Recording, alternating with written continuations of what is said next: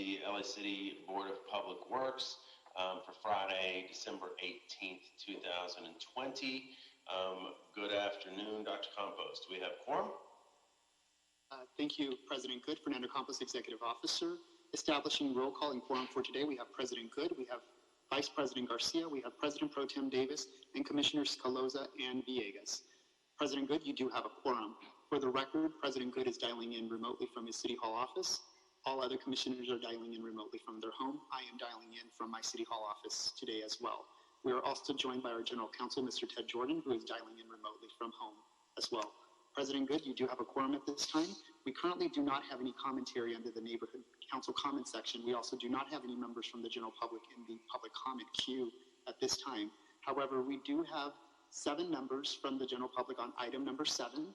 We also received 3 Google comment forms that were submitted to all commissioners on item number 7. And we also have 1 member from Council District 15 on the line that would like to speak on item number 7. Again, these are all callers for item number 7 for today's special agenda. All right, thank you very much, Dr. Campos. So, okay. We all good, Dr. Davis?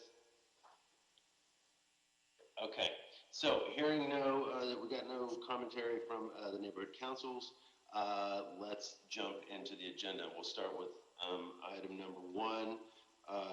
Do I have a second to my motion to approve the minutes from Tuesday, December 8th, 2020? Second. All right, I got 2 seconds from Commissioner Villegas and Vice President Garcia. Thank you all for your generosity. Any questions or concerns, President Pro Tem Davis or Commissioner Caloza? No concerns for me. All right. None. Thank you very much. Hearing no objections, the minutes from Tuesday, December 8th, 2020 are approved forthwith. Let's move to item number 2. Item number 2 is item number 2.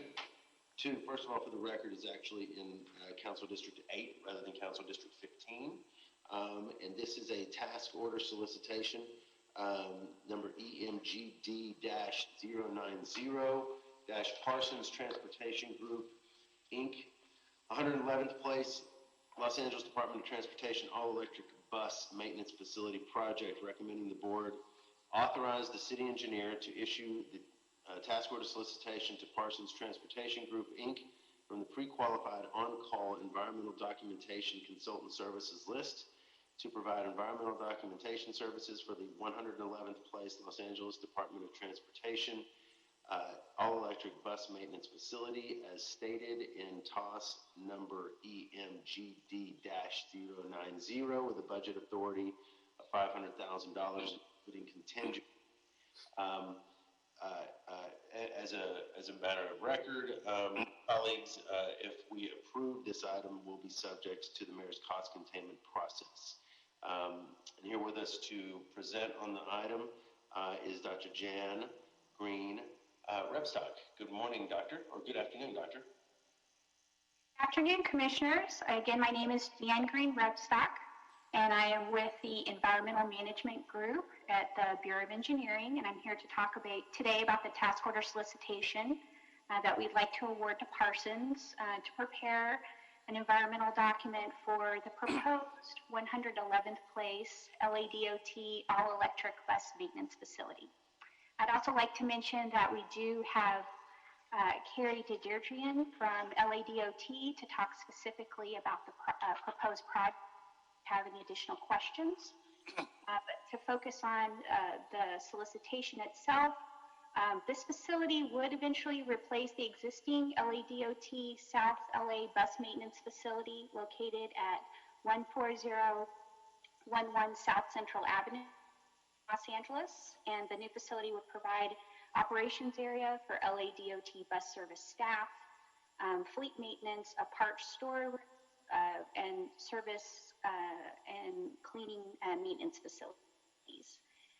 The new facility would house and maintain all-electric fleet of 130 buses that operate Dash and Commuter Express service for LADOT Transit.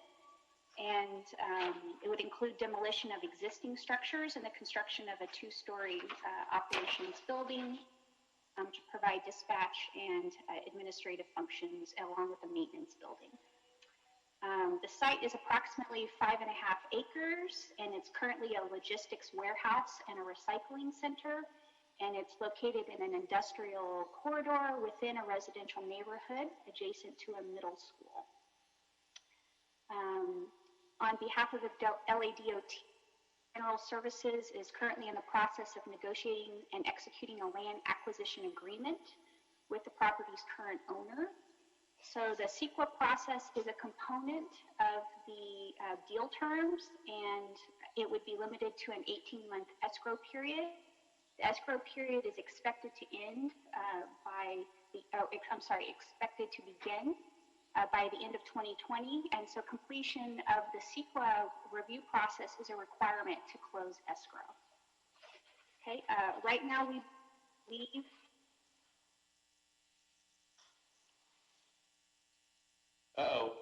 the appropriate environmental documents and to Parsons would be to prepare the M&D along with technical studies to support that. And for the selection process, we did receive 3 proposals. Currently, we only have 3 consultants on our on-call list. Hopefully that'll change next year, but we did receive proposals from all 3 consultants on our list, and we believe Parsons would be providing the best value. So that's why we're choosing to award it to them. In terms of MEB-WEB targets, for this contract, we have anticipated participation levels of 12% for MEB and 2% for WEB, and the contractor can provide 17.2% and 1.9% for WEB, so they're very close. And in terms of funding, it is my understanding that the funding for this task would come from Prop A funds, Fund 385, and there would be no impact to the general fund. And with that, if there's any questions, I'd also again mention that we do have a LADOT representative to answer any questions specific to the project.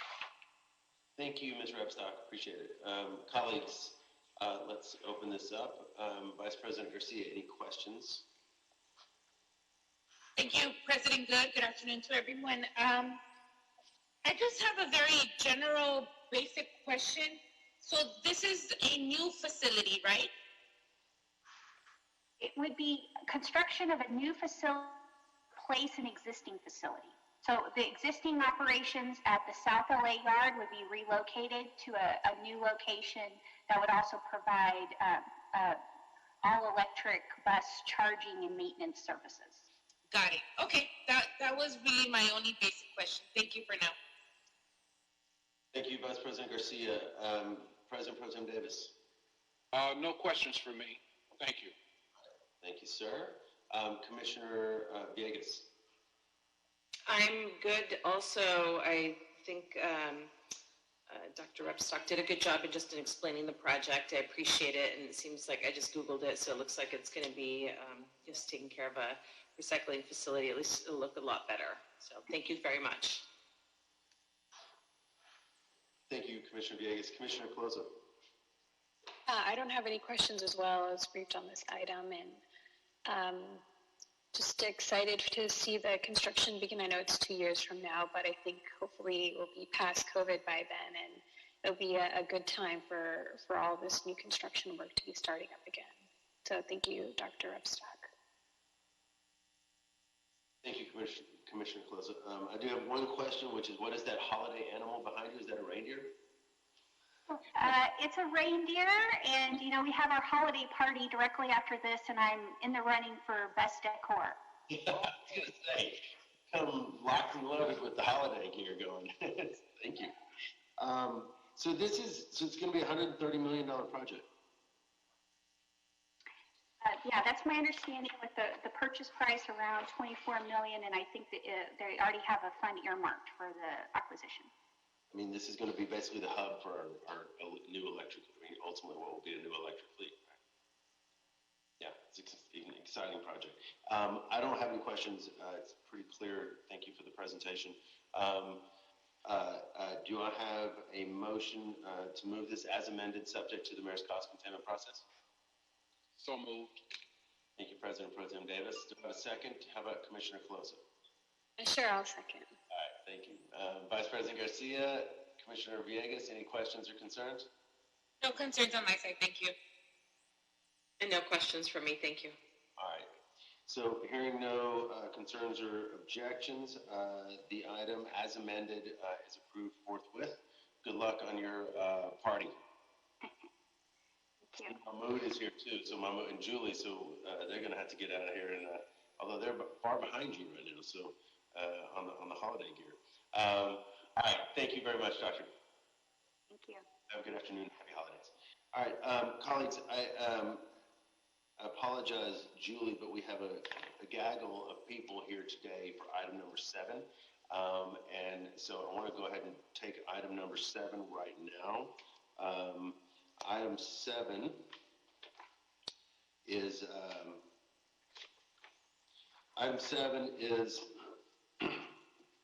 Memorandum of Understanding, Los Angeles Department of Convention and Tourism Development, Los Angeles Tourism and Convention Board Information Advertising Kiosk Program.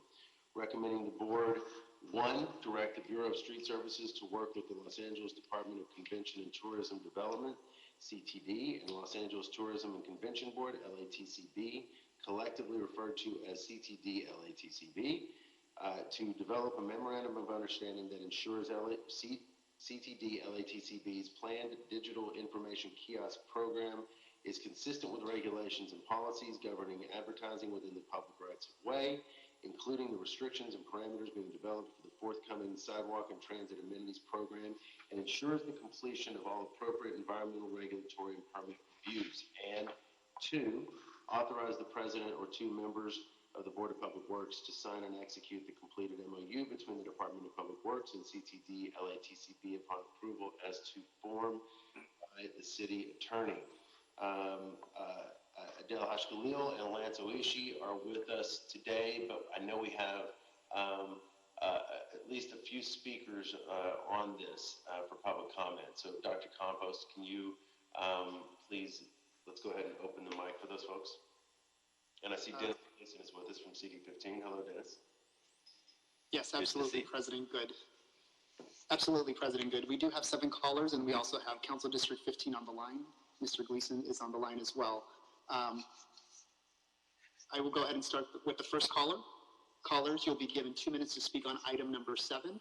For those of you that are just joining us from the general public to the Board of Public Works special meeting for today, December 18th, if you'd like to speak on item number 7, you can do so by pressing *9 to raise your hand for item number 7. I do have 7 members of the public that are in the queue now at this time. I'll go ahead and open up the first line. Caller ending in 816, Christopher Larson. If you can please press *6 at this time to unmute your microphone. You'll be given 2 minutes to speak on this item. Please go ahead. Good afternoon, members of the board. Thank you for the opportunity to speak. My name is Chris Larson. I'm the president and CEO of the Hollywood Partnership, and we manage the bid in Hollywood. Speaking in support of item 7, we just think that wayfinding kiosks, in particular these interactive ones, can really confer valuable public benefits and can do much more than traditional static wayfinding, whose content quickly grows obsolete and which are often limited to showcasing public institutions and other such landmarks. Additionally, these types of digital kiosks can provide real-time information on the local businesses and shops that give our community its flavor, can provide a mechanism to learn about public opinion, can connect those experiencing homelessness with access to services and shelter, as well as provide general access to transportation options and other amenities that are part of our neighborhoods and our communities. Last, I'll just say that these types of installations are also aligned with one of the goals of our strategic plan for Hollywood, which includes better curating experiences for people visiting our neighborhood in LA. So thank you very much. Thank you, Mr. Larson.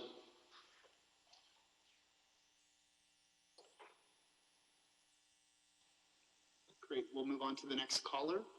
Caller ending in 389, Mr. Lee Williams. Caller ending in 389. You'll be given 2 minutes to speak on item number 7. Please go ahead. Good afternoon. I'm Lee Williams. Excuse me. I am the board chair for the San Pedro Peninsula Chamber of Commerce, and I want to offer support for the MOU on item 7. This is in alignment with our connectivity efforts between the San Pedro waterfront and our downtown business district and the arts and entertainment experiences available in the best section of waterfront in all of Los Angeles. I applaud the efforts of the Board of Public Works for your efforts to create jobs, support small business, and quality of life opportunities for the people of Los Angeles, especially our little section here in San Pedro. These kiosks will be instrumental in wayfinding as people venture back out in a post-COVID world. I've looked at the business model, the connections with the community, and the potential revenue for the city of LA, and I strongly support the city entering into this MOU for all the reasons I just mentioned and the reasons mentioned by the previous caller. Thank you again. Wear a mask, keep your distance, and wash your hands, and find opportunities to remind those that you can't see physically how much they mean to you, and that you will meet them in San Pedro at one of these kiosks once we are able to. Thank you again. Fine closing on your part. Thank you, sir.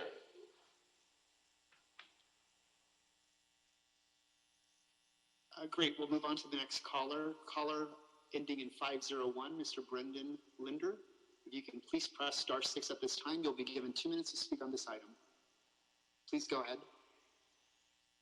Good afternoon, board and members of the public. My name is Brennan Linder, a board member of the Venice Chamber of Commerce. The Venice Chamber of Commerce absolutely supports this project in approving this MOU.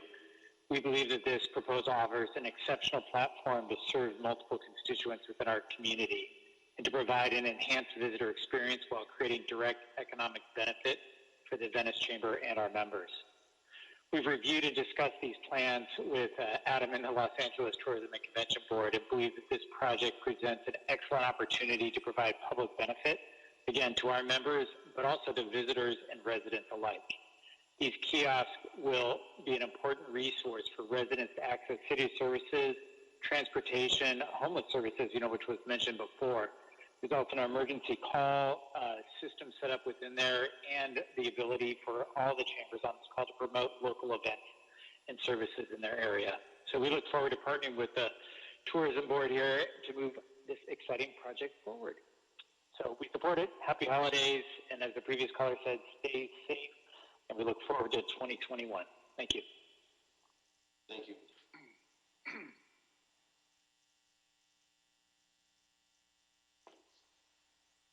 Next caller on the line, caller ending in 474, caller ending in 474, Mr. Michael Shilstone.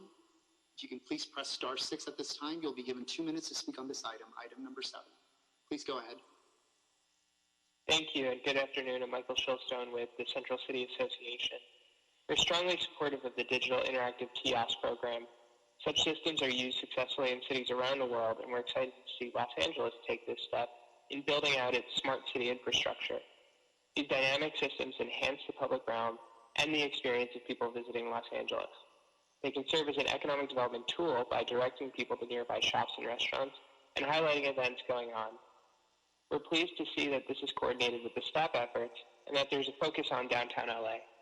We look forward to the days after the pandemic when the system can serve the over 22 million people that visit our part of the city in any given year. In the meantime, it's a great opportunity to implement these kinds of investments to ensure Los Angeles is an even better place to visit when the world can more freely travel again. Thank you, and happy holidays to everybody. Thank you.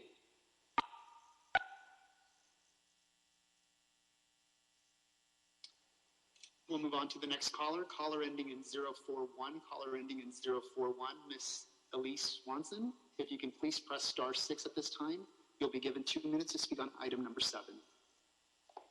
Yes, thank you very much for the opportunity to speak today. My name is Elise Swanson, President and CEO of the San Pedro Chamber of Commerce, and I'm calling in today to express our enthusiastic support of item number 7. As a satellite office of Discover LA, we know firsthand how important a comprehensive, interactive wayfinding signage and information program is for residents and visitors to Los Angeles. Pre-COVID, our chamber worked with thousands of cruise ship passengers and visitors to the LA waterfront for events such as LA Fleet Week, over 250,000 visitors just to that event alone, and Cirque du Soleil. So we are strong supporters of a digital information kiosk program with transit features and smart technologies to assist in facilitating travel across Los Angeles. Also, personally, I'm very excited that the interactive kiosks will allow for event information to be available to the public and for the opportunity to promote local businesses to our visitors. I urge your support of the MOU. These kiosks will truly enhance our ability to support Los Angeles as a world-class destination. Thank you for your time today. Thank you, Ms. Swanson. Great, we have two more callers. The next caller, Ms. Heather Roseman, caller ending in 984. Please press *6 at this time to unmute your microphone. You'll be given 2 minutes to speak on item number 7. Please go ahead. Good afternoon, Heather Roseman with the Hotel Association of Los Angeles, calling in support of the digital kiosk and wayfinding signage. Recent surveys have shown that wayfinding signage is very much lacking in Los Angeles.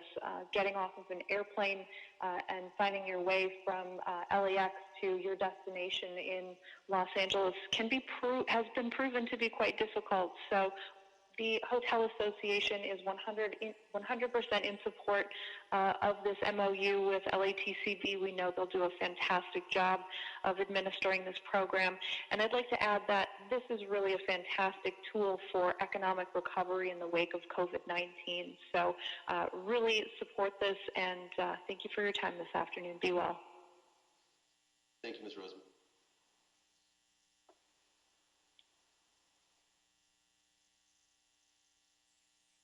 Great, we'll move on to the last caller before getting to the council districts. Last caller, Ms. Frances Ruiz. If you can please press *6 at this time. You'll be given 2 minutes to speak on item number 7. Please go ahead. Good afternoon, and thank you for allowing me to speak on behalf of agenda item number 7.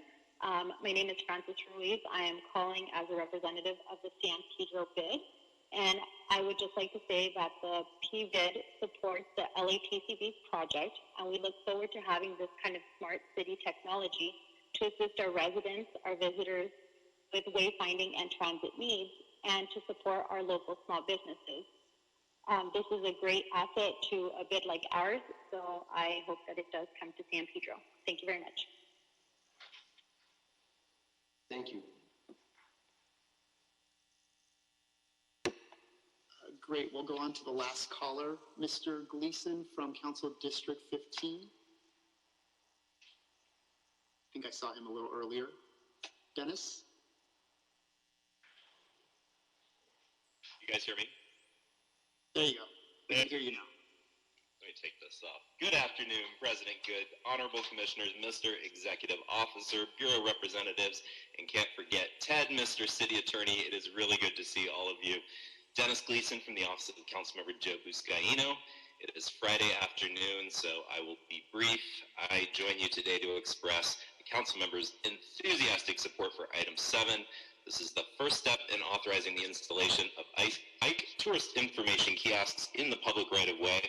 This will not only assist the Convention and Tourism Development Department respond to council direction to improve the visitor experience for tourists visiting the city, but will ensure these kiosks are in place in time for some major citywide events like the Major League Soccer All-Star Game and the 2028 Summer Olympics.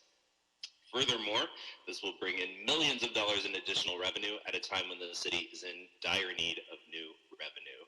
So on behalf of the councilmen, I'd like to express my sincere gratitude to Adele Haji Khalil and Lance Oishi from Streets LA for all of your hard work on this. We would not be here today if it had not been for your tireless efforts. Thank you, commissioners, for your consideration, and I respectfully ask for your aye vote. Thanks, Dennis. Mr. President, that clears the queue for public comments. Also for the record, Council District 5 also submitted an email of support that was distributed to all commissioners. Thank you, Fernando. All right, colleagues, and I know we have plenty of folks here, correct me if I'm wrong, Dr. Campos, plenty of folks to answer questions as well, correct? That is correct, yes. All parties. So, colleagues, if you do have questions, well, for whoever, there's lots of audiences for you. So let's go ahead and open up the floor. Let's start with Vice President Garcia. Thank you, President Good. I was actually briefed on this matter, and I asked tons of questions during my briefing, but I would like to make a quick comment on this. I actually look forward to this wayfinding project. And one of my concerns was, when I had my briefing that I asked one, was that we hope that the places that anybody identifies is a place that won't clutter our streets, because it is something that we always look for to make sure that we have open space and so forth. So, when locations are identified, I hope that we take into consideration what's around, and we don't, we can have these places where still make sure that our pedestrian is open and that we can still, exercise that peace and have space in the public right away. The other comment I had was that because this is new and it's a pilot program, I did ask for a couple things. One was, distraction of drivers, how feasible that is, and will that cause any issues? And secondly, because it is new, I would like to ask that if it's possible, can we get quarterly updates on this? One, because it's exciting to see, and two, because, just want to, as stewards of this public right away, I just want to make sure that we're being conscious of where we're putting these new wayfindings, what are they called, signages? Well, I'd like to, Vice President Garcia, suggest that I held Lance off just so he could address some of your questions. Instead, I'm going to be honest and say that I spaced. But that's perfect additional food for Mr. Oishi and Mr. Hashkhalil. I thought so, but I thought so too. I thought, did I miss something? I didn't even hear the report. No, it's been a long year, so that's Friday. But don't come back to me. I already said what I had to say, but I thought, okay. Long week, long month, long year. So my apologies, Lance, for sure. Sorry, Lance. So Lance, with support from Adele, why don't you give us the presentation for this, and then we'll open up for questions. And my apologies for sure. Not a problem, and good afternoon, everybody. Lance Oishi with the Beer Street Services, or otherwise known as Streets LA. There's already been a lot said, so I'm just going to be very, very brief. Back in 2015, 2016, the Convention and Tourism Development Department sought out to do a public information kiosk program, and through its contractor, LATCB, or the Transportation Tourism and Convention Board, they did an outreach to solicit proposals. And they only got one respondent, and that respondent happened to be Ike Smart Cities. And so in July of 2017, LATCB and Ike signed a letter of intent, and they pursued several pilot installations at hotels to see how they would work out. And based upon that pilot installation, they wanted to actually expand the program to other areas of the city. And so in November of 2019, last year, the Public Works and Gang Reduction Committee recommended that the street services work with CTD on expanding public information associated with the convention and tourism. And as you may know, we've been working on also a STAP program, our Streets and Transit Amenities program, Sidewalk Amenities program, which is for our transit shelters and similar related structures. And so this has been kind of going in parallel with that. And following the RFI process that we conducted for STAP, we actually started our conversations in earnest with the CTD and Ike folks. And so throughout the summer and into the fall, we continued to have those discussions. We figured out that the best way to kind of move this program forward would be to develop an MOU between the Department of Public Works and the Department of Convention and Tourism Development. And so this is kind of where we're at. But in the meantime, we did kind of talk about briefly some of the requirements that we would want to include in that MOU to ensure that the IKE program is consistent with whatever we're doing for staff. And so that includes things like siting requirements and the CEQA, community outreach, council approvals, departmental clearances, utility connections, maintenance, insurance guarantees, data collection, which is also another big issue, and revenues to the city, advertising content. All these things require a significant amount of discussion, and it'd be, to put in a report of this nature would be way too long. And so, again, we're seeking your authorization to enter into negotiations with the Convention Tourism Development Department to develop this MOU that would allow us to move this program forward. And so that's my presentation this morning, or afternoon, I should say. It's been a long year, like you said. But we're, as we mentioned before, we have a whole platoon of folks here. We have Don Liu and Kim Nakashima from the Convention and Tourism Department. We have Adam Burke, who's with the Convention and Tourism Board. We have from IKE Smart City, we have Clay Collett and Jabran Shir Mohammed. And of course, you have the Streets LA team here at your disposal. So we'd be glad to take your questions. Thank you, Lance. Let's go back. Vice President Garcia, did you have any additional questions or queries for the group? No, thank you, President. Well, I'll just say what I was saying earlier. Thank you for that, President Good. And thank you, Lance, for your report. I was briefed on it last week by the team. And, one of my, I'll pre-say this, I support this, and I like that this is moving us into a smart city, getting us into that smart city world we're trying to get into. My only two recommendations would be, one is to really, when the places are identified, just really look around so that we don't clutter. That's, we really want to make sure that we keep open space for pedestrians. And then secondly, I would want to see at least quarterly for the beginning, some type of quarterly report, just to see, one, because it is exciting, and two, because just to see kind of how the progression is going. Those are my only recommendations. And don't worry, Greg, I thought I had spaced out, so I'm like, okay, we're all good. You didn't stop.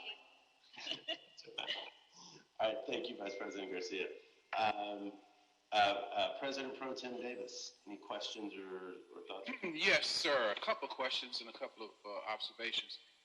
In terms of the project, I didn't get the briefing prior to this presentation, but I wanted to know if, in fact, these kiosks will generate any revenues, and if so, do those revenues go to the council district or what? Yes, so the whole program is supported by advertising that's displayed on these kiosks. We anticipate that they will generate revenues, and one of the things that we're working out through the MOU is how those revenues will be directed. Right now, the revenues are actually be directed to the city itself. The LATCB will be taking a small percentage for its administration and oversight of the program. Any revenues that are generated will be dedicated to the city. Okay, and then there is no further definition of how it will go to the city in terms of the allocation will be dedicated to any specific kind of area of funding that we've not thought out yet, correct? That's correct. We still need to develop that process and those details. Well, I'm sure the council will take full leadership in that, along with the mayor's office. And I'll just put a word in for Public Works somewhere along the way. But let me just say, in my observation, I certainly fully support this effort because it helps to increase the awareness of those who come to visit Los Angeles about where the spots of interest are and resources are in a given area where these kiosks will exist. And the wayfinding is really critically important for revenue generating money to businesses, particularly restaurants, clubs and bars and stores and whatever that we choose to put on the kiosks. Additionally, I think that it will help to, particularly in areas where we have public facilities, increase the patronage and the participation in our government, city, and other programs that we tend to put there. So I like it, and I hope that it continues to work very well, and that we discover that other areas could also be enhanced by the usage of these. So again, I support it, and thank you for the presentation. Thank you, President Pro Tem Davis. Yeah. Commissioner Colosa.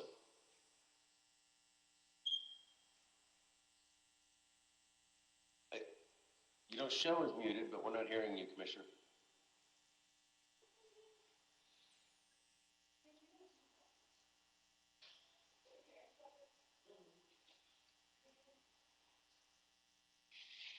You got my earphones.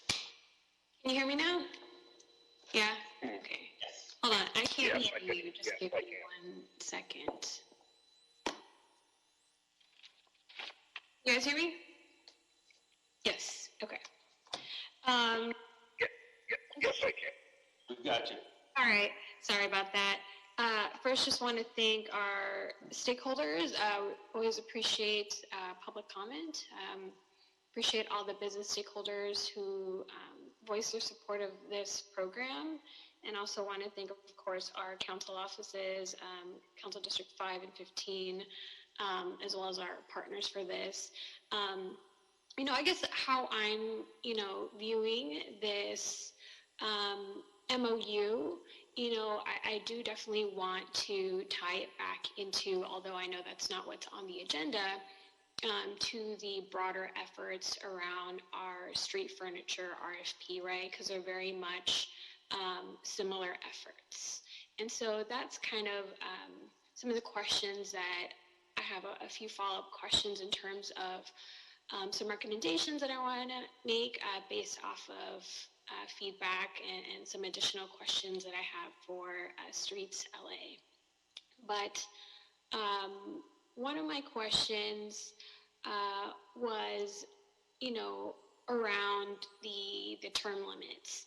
I know that what's before us and this report is just, the intent of what we're going to do, right? So like the actual meat and the actual details are still going to be ironed out. But maybe Mr. Oishi, can you just let us know what the term limit would be for this contract and what the contract term limit looks like for the staff RFP? Good afternoon. So I'll start with the staff RFP since that's my program. And, right now we are contemplating a initial 10-year term with 2 5-year options that will allow the contract to possibly be in contract with the city for a total of 20 years. And the reason why we're doing that is because as we experience with our existing contract, over a 20-year period, there's a lot of technological changes that could happen and new features that might be able to happen. And so what that allows us to do is incorporate those things without going on, an additional lengthy period of time to where we're playing catch up with the rest of the world. And I think for the Smart City program, it works on a similar basis where they do need to generate revenues to sustain a program, but also to recuperate the investment in the capital costs. And so that has to do a lot with the length of the term because there is a need to amortize those costs over a certain period of time while allowing the program to remain financially viable. And so we've been talking with the Ike and Smart City folks of terms between 10 and 20 years as well. And so that is consistent with our STAT program. And again, as you mentioned, we will continue to kind of iron out those details as we pursue those discussions through the MOU. Got it. And then just for clarification on the term limits, is it 1 10-year term and then 1 10-year renewal for this, or is it a 10-year contract and then 2 5-year renewals for this? So for our staff, it's a 10-year term, 1 10-year term with 2 5-year renewals. Again, we still need to work out those specific details with the Ike Smart City folks and the CTD folks. But we're trying to be consistent between both programs and bring that level of consistency. So again, we'll have those discussions and hopefully come back with something that's very, very similar. Okay. Yeah, that's something that, one of the things I would like to see as recommendation from Streets LA is what the benefit would be, whether, after you talk more with Ike, whether or not there's a benefit here to the city for aligning these contracts so that they're similar terms, or whether or not, there's more of a benefit to have, one existing longer than the other so that there's no gap there and you're not going through a process during the same time of two major contracts. So I think those are one of the things that, I would recommend Streets LA to look into so that, these programs, they're working to really support each other and that they're not competing programs would be one of the things that I would, definitely want to see and hear back from the Streets LA team. One of, and I think this was mentioned in the, a little bit in the board report, and I know that the Ike team mentioned, I'm sorry, not the Ike team, but the Streets LA team have had this set aside in the actual staff program, but I know you are all looking into how there could be some community reinvestment into the staff program. So I think that is, an amazing idea, and I totally agree that there's a lot of opportunity here at the table. So my question for you, Mr. Oishi, or if somebody from Ike is best equipped to respond to this, is what opportunities are there to take some of this revenue that we would be getting through this program to reinvest it back into the community, kind of like what our intent is for the staff program? So again, I think that what we're trying to do is ensure that this program is in alignment and consistent with staff. And what we're doing for staff is we are going to be proposing changes to the way revenues are received from the staff program to provide a component that does allow for community reinvestment, especially for transit improvements. And we believe that this is going to be a very, very beneficial thing to the community. And we'll be seeking to do something similar, again, when we work on the MOU, but also there's policy decisions that, as Dr. Davis mentioned, we're going to have to work with our council on. And so as we go through those discussions, we will try to ensure that, again, revenues are directed to that reinvestment. I think this is Adal Hashkhalil. I want to add to what Lance said. Is also one of the things we want to make sure is whatever furniture is it's making the area around it safe and accessible. So that's going to be a great requirement.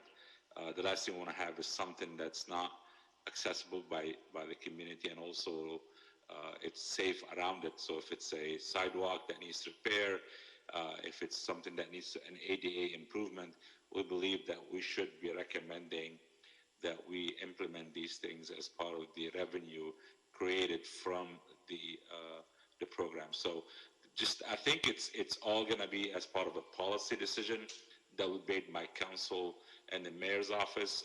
But I think our recommendation is to ensure that the areas in the immediate vicinity around these street furniture or kiosks are safe and accessible at a minimum. So I just want to make sure that that's my thoughts in that matter.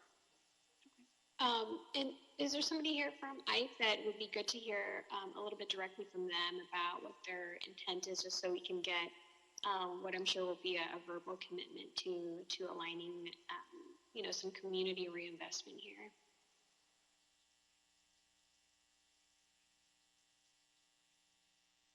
Hi, Dr. Campos. If you'd like, I'm happy to respond to Commissioner Caloza. Yes, please go ahead. Commissioner Caloza, yes, we are absolutely committed to placing these kiosks in areas of concern. As we've highlighted in some of our one-on-one meetings, each kiosk is equipped with several different features that help people find shelter, help people find food aid, addiction recovery resources, jobs, and we have a commitment to continue investing in those social equity applications to make sure that wherever the kiosks are, they're providing a benefit to the community in more ways than just finding the best places to eat or the best way to navigate, but also where you can find the resources that you need most. We're also committed to an equitable distribution of the kiosks throughout the city so that they're both in areas where there's tons of commercial activity at the moment, but where the city would like to see more commercial activity and support higher economic development. So you do have that commitment from us. Great. Thank you for joining today. Your briefing with your team was really helpful. And actually, I have a follow-up question for you now that I have you here. Now that I had time to kind of marinate and review the documents that you shared me from the briefing, but could you just elaborate on whether or not the kiosks have in other cities have performed as planned? Like, did we receive the revenues that we had projected? Just curious what that looked like, the projections versus the actual performance. And Jabron, would you mind identifying yourself for the record also? Yes, Mr. President. My name is Jabron Sher Mohammed. I'm the Vice President of Development at Ike Smart City. Thank you. And Commissioner, we found that our performance has matched our expectation in most cases. Of course, over the course of this year, outdoor advertising has taken a very significant hit due to the stay-at-home orders that were issued across the nation in 2020. But in prior years, we found that as projected, cities, the revenue and the performance in cities has ramped up at the scale anticipated. And in our business, when a new asset is launched or installed, it takes a little bit of time for that asset's revenue to actually perform at projections. And so we anticipate lower revenue projections in the first few years and higher projections in the later years. And those were taken into account in developing the projections for Los Angeles. So in short, to your question, yes, our projections and our ramp up have been consistent with our performance and our ramp up have been consistent with our projections. Okay, thank you. And then one last question for me, and I'm going to wrap up my time here so I can shift it to my colleagues. But we heard today from a lot of business stakeholders, which is always amazing. I'm just curious, did your team do any other outreach to other stakeholders, not in the business community? And I just say that more for our awareness, since we did have a recent RFP go through our process here at the board, and as Mr. Oishi and Mr. Hajkil know, we received a lot of public comment and input. And they were not in support of what we were doing. And so since these are similar programs, one of the things that I want to make sure we're doing is that, we're being fair in this process, and that people have had time to actually look at this, respond. We're also, on a special agenda. So if you didn't know about this item coming before our board before today, you would have only had about a 24-hour notice to kind of find the agenda, look at the board report, and so we'd just love to hear you elaborate a little bit more about any further outreach that you can do. Sure. I'd like to pass that question on to Adam Burke, who is the CEO and President of Los Angeles Tourism. Thanks, Jabron. Thank you for the question, Commissioner Caloza. So the answer is absolutely. We've done a lot of outreach, but we also anticipate that as we start to move forward into implementation, that we're going to work with each council district individually, including some soliciting community feedback. I think from our conversation, as a nonprofit that is the official tourism marketing and sales organization for LA, we really want to make sure that this is a public benefit. So we're going to be working one by one with each district to make sure that it meets the needs of the local community, and particularly because we want to make sure that we do have both residential as well as business support. Okay. That's really helpful to know. I don't have any further questions at this time. One of the things, and I know I have other colleagues who still need to ask questions, that I would really, love to see the details. What we have before us is just a board report, and of course, the letter of intent from, the, LATC that is from about 5 years ago now. And so, there are a lot of details here that I'm personally interested in finding out, that how we get the monies into the general fund, that how we will do this outreach, how we will do this community reinvestment piece. So I would personally love to see this item back at the board. This is a comment not to hold the item today. You know, I definitely want us to move forward, but I would like to actually see the MOU before we sign it, so that we know that this is consistent with our other program, that these two are complementing each other and not in competition of one another. So with that, I'm going to conclude my remarks. We just want to thank all the stakeholders here today for all your hard work on this. And there's definitely, it's an exciting project, and I'm really looking forward to see the fruits of your labor. So thank you. Thank you, Commissioner Colosa. Commissioner Villegas. Good afternoon, and thank you. Thanks to my colleagues for all their questions. I think it just sheds a little bit more light on the transaction that's before us today. I hope that it was informative for everybody else, just as it was for me. So thanks, Commissioner Colosa, for those detailed questions. I was just taking notes as well. You know, I wanted to ask, and I'm not sure if this is a question for Streets LA or a process question, maybe for President Good or maybe for Dr. Campos. If you can go over the steps that this item, if approved by this board, where does it go to next, and how can it come back to us once an MOU is done? Well, I mean, that Commissioner Colosa hit on this, and you are as well. I do think it is important to really clarify what we're hearing right now, or what we're going to vote on, which is, I think we're voting on granting authority to Streets LA to negotiate an MOU with CTD, LATCB, that will then come back to us for review and approval before moving forward.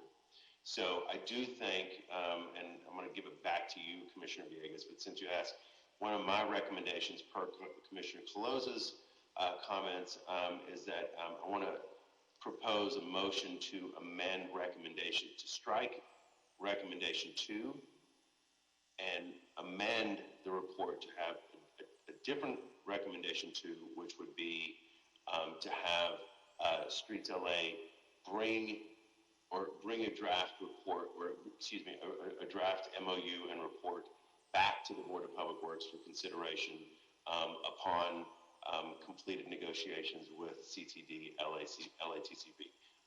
Because I would echo the sentiments I'm hearing from Commissioner Colosa, I suspect from you, which is that we need to see the meat on the bones, for lack of a less scientific way to put it. So that's what I would, and Dr. Campos or Mr. Jordan, if you have anything to add on that, please feel free.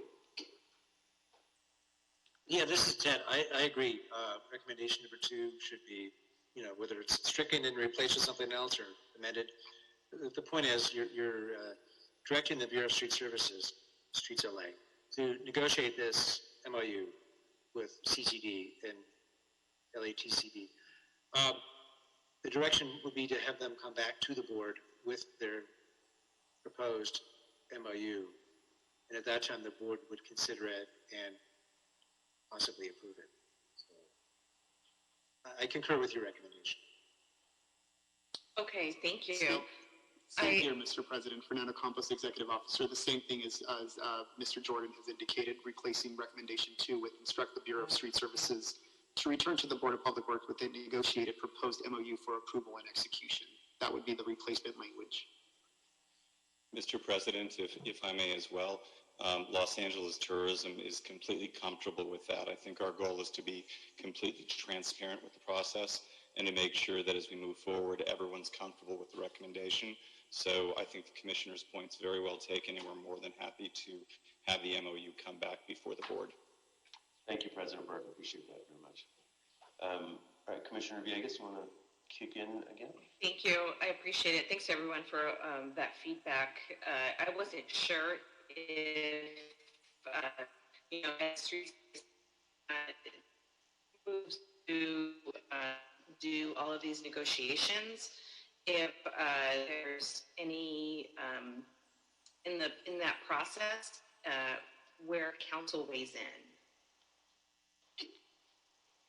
Is it after it comes to us? And I apologize, Mr. Jordan. I know that you always want to keep us on task on the items before us. I just wanted to get clarification on process. Oh, well, that's an excellent question. The Public Works Department and the Convention and Tourism Department, CTD, those are two city departments, and they can enter into MOUs with each other without council approval in most cases. This, however, is bringing in a third party to the mix, and potentially a third party to them through the other group that CTD has a contract with, plus Ike.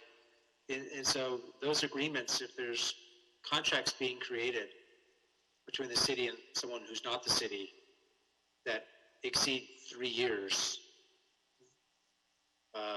I would think that would require council approval before it could be done. So typically, when the Public Works Department enters into a contract that is more than 3 years for a services contract or 5 for a construction project, the board approves the item, the contract, and then it is subject to the council's approval. So it goes to the city council under the administrative code. So it could play out in that way. I think the details of this have yet to be worked out, so and that's what we're directing the Bureau to do, is to work out. I understand. Wouldn't that I'm sorry, Commissioner Villegas, just real quick. So then, presumptively, the contract between CTD, LATCB, and Ike would be subject to council approval. The RFP and then subsequent potential contract between Streets LA and its street furniture vendor, which would set the standards and requirements for council approval of sites, will also go to council. This MOU. Yes, the contract between the Public Works Department and its street furniture vendor will require council approval. Right, so this MOU in effect acts as a bridge between those two contracts being approved by council. And this MOU obligates, if potentially, or certainly I would expect it to, for my approval, would obligate the LATCB, CTD, LATCB, Ike contract or MOU to obligate them to comport or comply with the terms of our RFP that would be approved by council. So I'm not sure the MOU would need to go to council because both of those contracts will be subject to council approval, and this MOU bridges that contract under our contract. I say yes. It's just these details haven't been worked out yet, so it's not fully clear to me what the exact relationships will be. The Bureau will work on that. There may be other aspects of this that have to go to council, potentially even code changes. I mean, we're not sure that under the city's current code that these kiosks in the form that they are envisioned to be in can be in the public right of way without some changes and adjustments to the city's code as it pertains to advertising, which is part of these. So, I mean, the board's action today is fine. We're directing the Bureau to essentially put this all together. What they put together may ultimately require council approval. It's hard for me to say because it hasn't been put together yet. The city cannot enter into a contractual relationship with someone who's outside the city, except for governmental entities, for a period of longer than 3 years without council approval. So somewhere along the line, if there's a contractual relationship created between the city and someone else that exceeds 3 years, council will need to approve that. Mr. Spindler, please mute your phone or you will be asked and required to leave.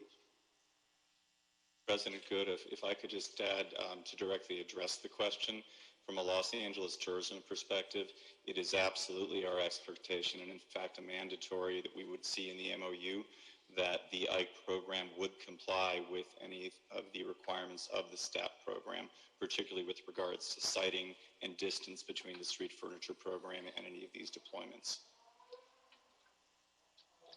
And if I may, I'm Kim Nakashima from the Los Angeles Department of Convention and Tourism Development. So we would be working diligently on this MOU, but also in terms of the contract with LATCB, we currently have a contract with LATCB that expires in 2030. However, the program that's being developed now is pretty significant and beyond what's currently in our contract, so we would have to do another document, agreement, form yet to be determined, and yes, that will go to council considering the term and also the financial implications.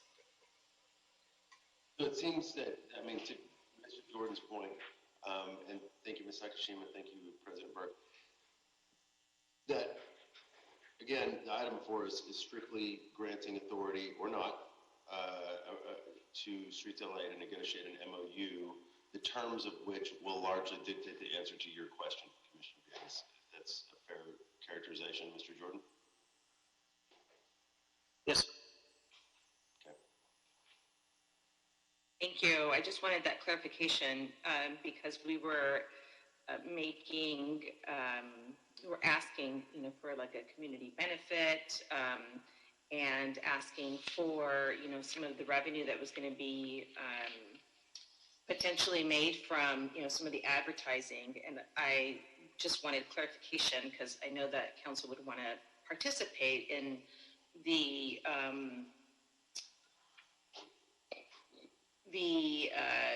itemization of how that is going to take place. But we also have, I'm just going to insert this here. We also have operations and maintenance long-term for this equipment that will be installed. So I think that's going to be a part of the financing piece for this MOU as well. I won't belabor this much more. I did get a briefing, and I think that the amount of information and dialogue that we've had today on this issue has been, really, really good and really thoughtful.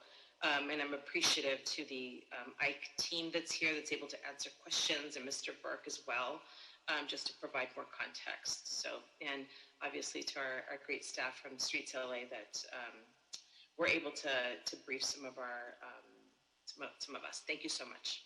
I'm good. Thank you, Commissioner Villegas.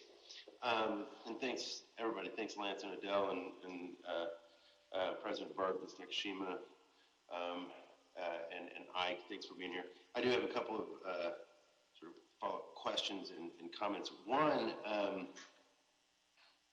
to reiterate, I will offer up an amending motion to strike recommendation 2 in its current form and to replace it with a recommendation that Streets LA be given authority to negotiate an MOU with CTD LATCB and return back to the Board of Public Works so that it is afforded an opportunity to review and either approve or not approve. Dr. Campos, you will invariably come up with better language than that, but you get the gist. Okay, while you're thinking about that, please, I do have a couple of questions and thoughts. One, I think that piece of recommendation, that recommendation, in my estimation, is vital and crucial. This is a meaningful, substantive, important piece of the future landscape of Los Angeles, whatever form it would potentially take. So the terms of this MOU are absolutely crucial. CTD, LATCB, and IKE seek to launch into something ambitious and very meaningful for the city. We've heard from the business community toward those ends. Streets LA concurrently and actually, and as part of the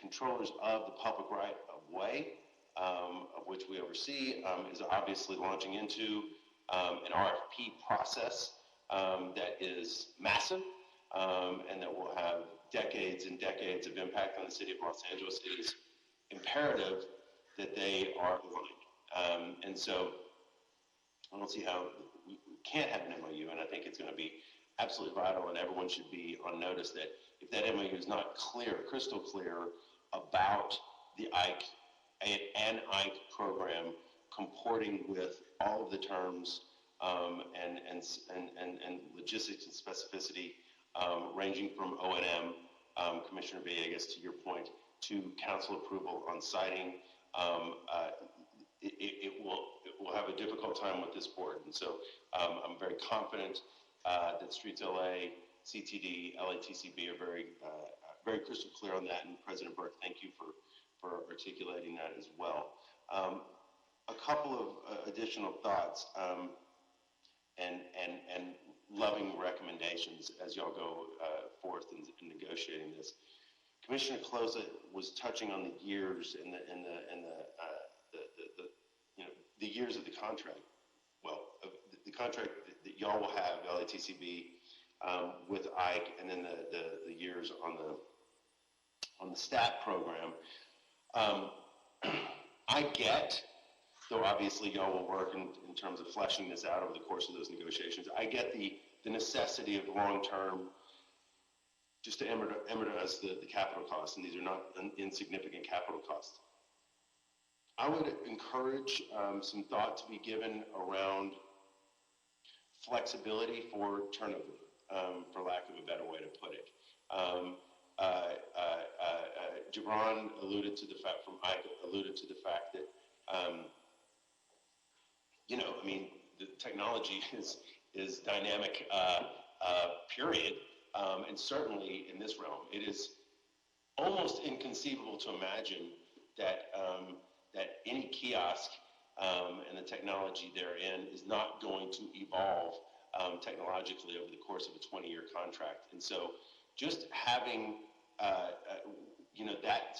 flexibility for both parties, and then this would, I think, be crucial for the STAP RFP as well.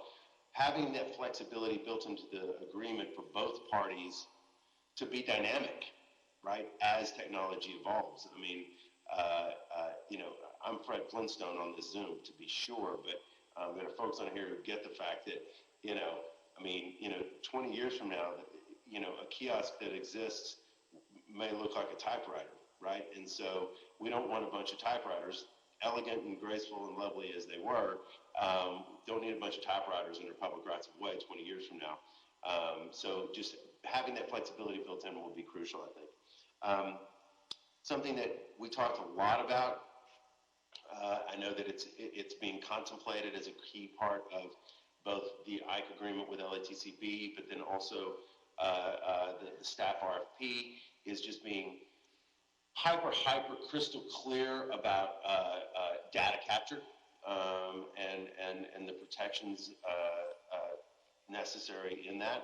This is something that is obviously crucial to everyone, and so let's just be as explicit as possible about, again, the alignment between both agreements via the MOU. And then I think that just, again, the outreach piece, and all of my colleagues have hit on this, there's just there are a few things in our public rights of way and in our civic life that everyone notices, and that's the goal, right? I mean, that's very much the goal of the CTD, LATCB, and I'm getting this. I mean, I'm getting IKE, almost had it. That's the goal of that agreement. That's going to be the goal in part of the agreement, or whatever emerges from the staff RFP, which is still a malleable project. Those are the goals. That said, they also, of course, attract enormous attention, and they matter to people. They matter to residents. They matter to businesses. They matter to everybody. They matter to drivers, as Vice President Garcia alluded to. They matter to pedestrians. Literally, everyone will be touched by the cumulative effect of what we're talking about right here.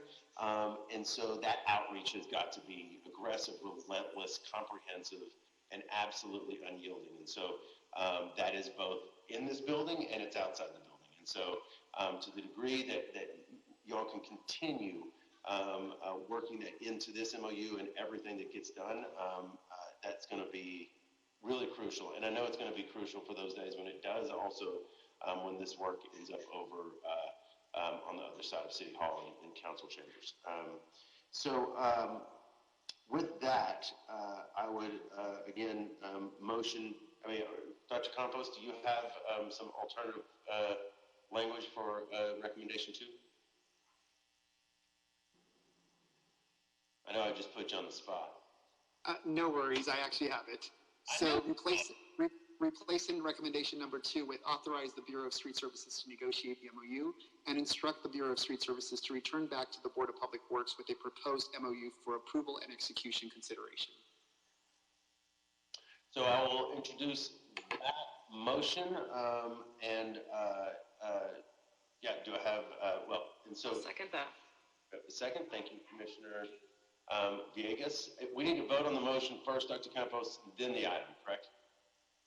This item would be considered as amended, report adopted as amended to replace recommendation number 2. Okay, so I will motion to move the item forward as amended. Commissioner Villegas, do I still have your second? Yeah. Yes, you do. Thank you. Thank you. Any questions or concerns, President Pro Tem Davis? None. No, I'm fine. Okay, thank you. Vice President Garcia? None, thank you. Thank you. And Commissioner Colosa? None, thank you. All right, hearing no objections, move forth Streets LA and CTD LATCB IKE in negotiating an MOU. Can't wait to see what you come up with. Thank you so much. Thank you all for your time. Mr. President, would your board like to move this item forward forthwith? Yes, please move it forward forthwith. Great, thank you. Thank you, President Burke. Thank you, Gibran. Thank you, everybody. And thanks for all the great work, Adele and Lance and Al. Appreciate it, okay? Thank you, and thank you to the commissioners for the questions. It will help us make sure that it meets the group's needs moving forward. Terrific. And love the Watts Tower background, Adam. Thank you. All right. Thank you, colleagues and folks.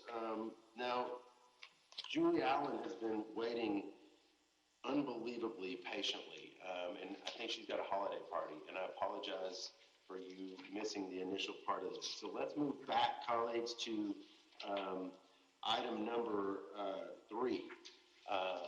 And item number 3 is in CD 14. It's about this little viaduct that's been getting put together.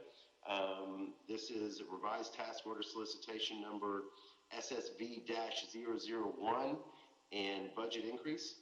HNTB Corporation 6th Street Viaduct Replacement Project, federal project numbers BRLSZD-5006, parenthetical 664, and parenthetical BRLSZD-5006, parenthetical 811, and parenthetical BRLSZD-5006, parenthetical 815, and parenthetical BRLSZD-5006, parenthetical 831, and parenthetical BRLSZD-5006, parenthetical 839, and parenthetical, recommending the board authorize the city engineer to issue a revision of task order solicitation number SSV-001 to HNTB Corporation, increasing the budget authority from $31,473,353 to $33 million, clean and clear, including contingency for final design and design services during construction of the 6th Street Viaduct Replacement Project.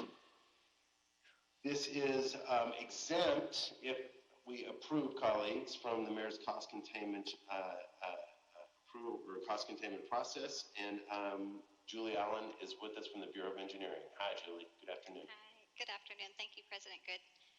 Sorry for the long title that you had to read out there. and I'm not missing a holiday party. That was just her division, I think. So no worries. Yeah, I have time. Yeah.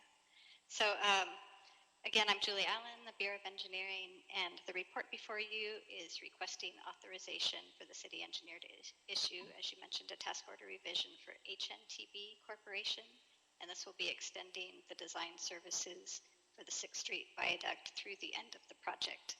And as I mentioned during my oral report to the board on October 13th, now that the construction date of the project is known, the construction end date, we will be requesting the board's authority to extend the services of our existing consultant and railroad contracts. So this is the first one that has been scheduled before the board. For a little bit of background, HNTB is the engineer of record for the 6th Street Viaduct project, and in November of last year, the board approved a revision to the task order to extend the HNTB design support services through February of 2021, which is coming up. And in that report, it was indicated that BOE would request additional board authority to further extend the services through the end of the project once the completion date was established. So in August of this year, the contractor, Skanska, Stacy and Whitbeck, submitted a rebaselined construction schedule that indicated the final completion date of July 30th, 2022. The city concurred with the schedule, and the project is still expected to be completed by the state. So the city requested HNTB to submit a cost proposal to extend their design support services from February of 2021 through the end of December 2022, which will include 5 months of post-construction services. On October 21st, 2020, HNTB submitted their proposal in the amount of about $1.3 million, and this amount was the result of negotiations between HNTB and the city on the scope that will be needed for the extension period. So this project is federally funded, and the city will follow the U.S. Department of Transportation's requirements for the DBE, or Disadvantaged Business Enterprise Participation, and the Caltrans Race Conscious Underutilized Disadvantaged Business Enterprise, or the UDBE Race Neutral Program. And the UDBE goal set for this contract was 3.5%. And for the revised task, the consultant is pledging a UDB participation of 18.23%, so a significant increase over the goal set for the contract. And the DBE participation is 4.24%. So this, as I mentioned, this was an expected extension that we were presenting, and the funding for this task order revision has been included in the project budget. And this completes my presentation, and I would be happy to answer any questions that you have. Thank you, Julie.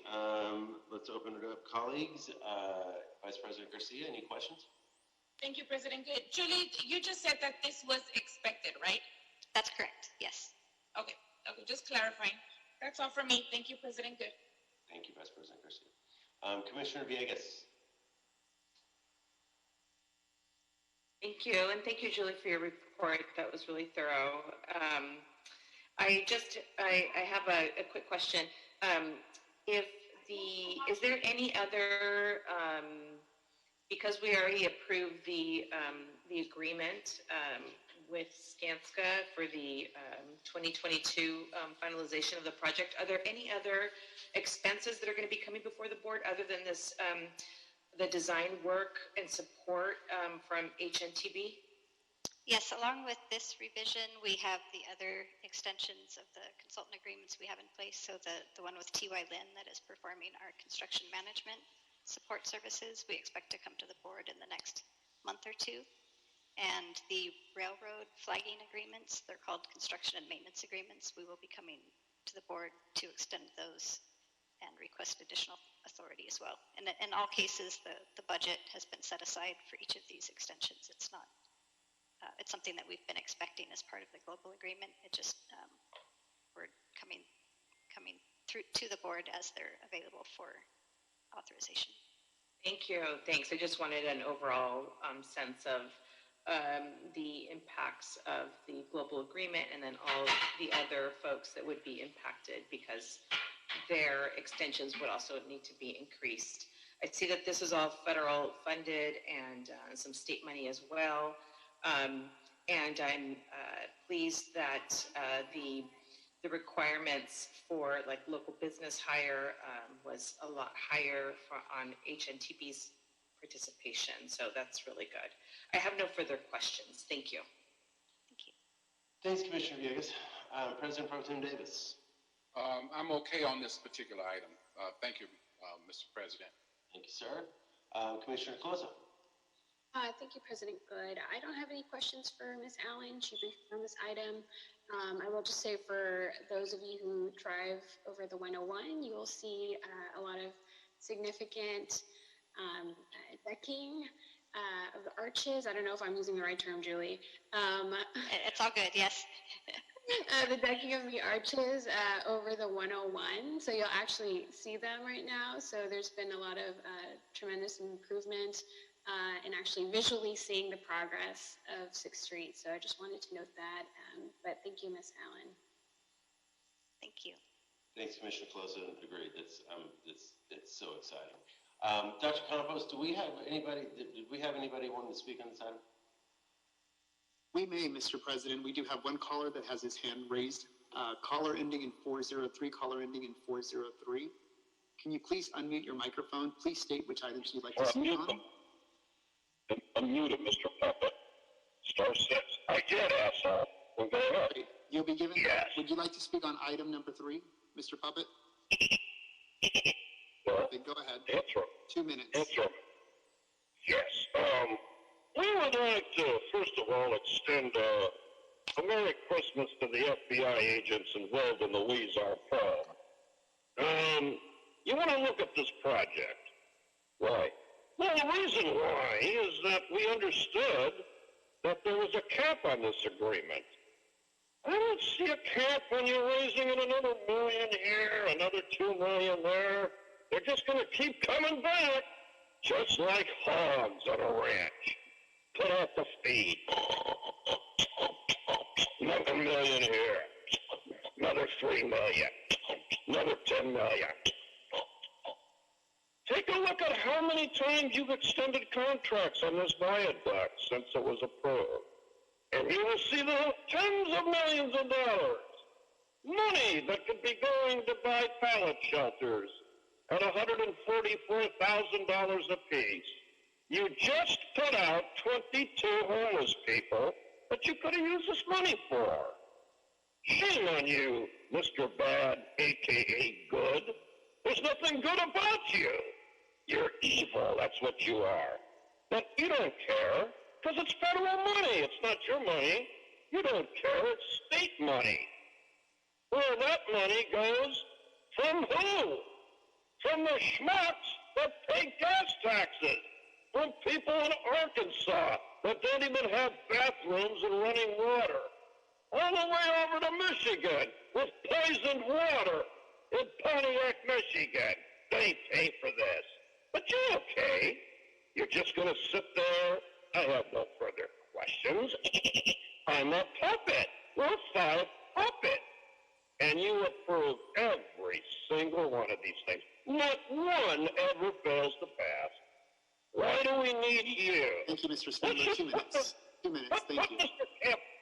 Thank you. All right, colleagues, do I have a motion to item number 3? I'll move. Thank you, Commissioner Colosa. Or do I have a second? Second. I'll second.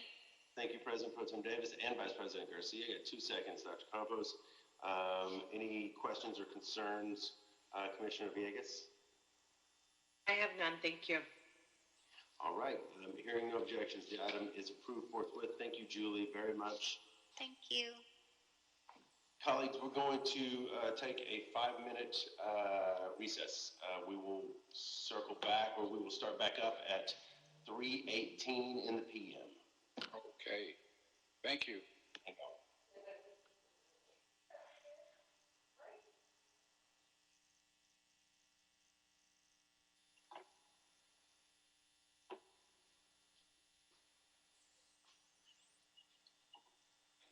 President Good, the recordings are on at this time. I can go ahead and establish roll call and quorum for you. All right, let's get it going. Great. Fernando Campos, Executive Officer. It is now 3:21. We are reconvening the Board of Public Works Special Meeting for December 18th. It's 3:21 p.m. in the afternoon. We have President Good, Vice President Garcia, Vice President Pro Tem Davis and Commissioners Villegas and Caloza. President Good, you do have a quorum. All right. Let's actually, I know we've got Chief Graham Everett on the line, and so I'd like to go ahead and get that item handled. Let's go to item number 10.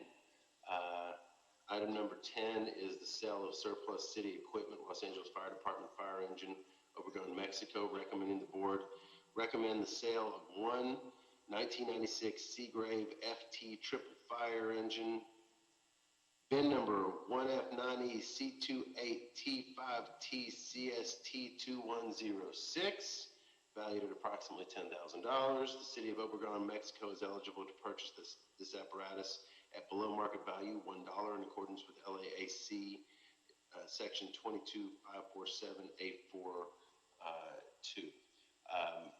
Chief Graham Everett is with us. Hello, Chief. How are you? Hello, President Good, Commissioners. Thank you for having us this afternoon. Thank you for being here. Of course, I can give you some background information on our relationship with Obregon and how we'd like to continue that relationship through this agreement. Yeah, that'd be great. You don't need to take a ton of time, but yeah, we'd love to hear from you. Absolutely. Commissioners, my name's Graham Everett. I'm Deputy Chief, and I serve as the Chief of Staff. We've had an agreement, or we've had a relationship with the Obregon Fire Department for about 30 years now. Back in the 90s, we started working with them on their training and their tactics to really enhance their knowledge base on structure firefighting, urban search and rescue, hazardous materials, and onward. Their city has grown over the years. Many of our firefighters continue to go there as a voluntary basis. And we've worked out negotiations in the past where some of our salvaged apparatus have been sent there to assist them with their growth. They have about 5 stations, and they serve about 500,000 people. They run about 6,000 calls a year, which in comparison to the city of LA, I mean, that's about a week for us. So these apparatus, they've done their service time within the city. We no longer are going to use them. They're going to salvage, and they've served the city well for the time period that they've had. Our service life for our apparatus, for heavy apparatus, is right around 20 to 25 years.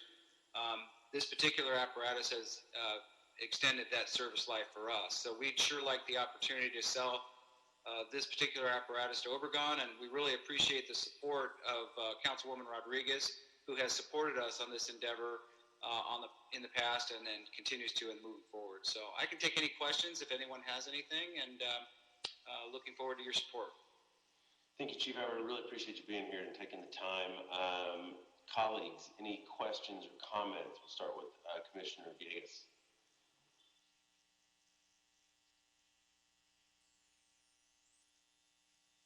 I'm familiar with Obregon Sonora in Mexico. Drive, and I'm sure our equipment will be put to good use. I didn't realize that we had this program, so I hope that the equipment that we're sharing with them, although I see that it's done with the use of life for us here in Los Angeles, we're not giving them anything that isn't going to give additional life and good use for them. We don't want to give anybody any scraps. Don't mean to put that like in bad terms or anything like that, but we just want to ensure that we're still giving some value. So thank you for doing this. I appreciate it. Yes, ma'am. To your point, the apparatus is in working order. However, due to NFPA and some other restrictions that we have within the United States, the service life has extended beyond what we can do with it. I'm proud to say that our department is probably the most well-maintained fire department in the country. Our members take a lot of pride in the apparatus and maintain the tools and equipment. So I'm comfortable with this apparatus going down there to serve them well. Thank you so much. Thank you. Yes, thank you. Commissioner Colosa. Thank you, President Good. I'll make a few comments, and then I have one question. First, I want to thank Mr. Abbott for being here. I know this is continuation of a partnership that we have with different cities, In Mexico, I remember a sale last year, I believe, and really appreciate the training and work that you all do, with other countries to really give them that technical expertise that you're also rich in. So I think that's incredibly generous of the city, incredibly generous of LAFD. Also, while we have you here, just want to thank you for all your efforts towards COVID-19, in particular to the testing. I know your team has gone above and beyond to meet that challenge during this really difficult time. And so we don't get to see you very often, but just wanted to personally thank you and the entire LAFD team for all your COVID efforts. Thank you, ma'am. And the third question I have, I'm not sure, this might be a question for Dr. Campos or Mr. Jordan. And I can't recall, you might have brought this up when we heard a similar item last year, but can someone briefly explain why this needs Public Works approval? More for my awareness. I'll be happy to. So the city's administrative code, 22547, describes the procedure for the donation of surplus equipment. Surplus equipment can be donated to a variety of parties. Sale at below market value is also considered a donation. In this case, we're operating under 22547A42.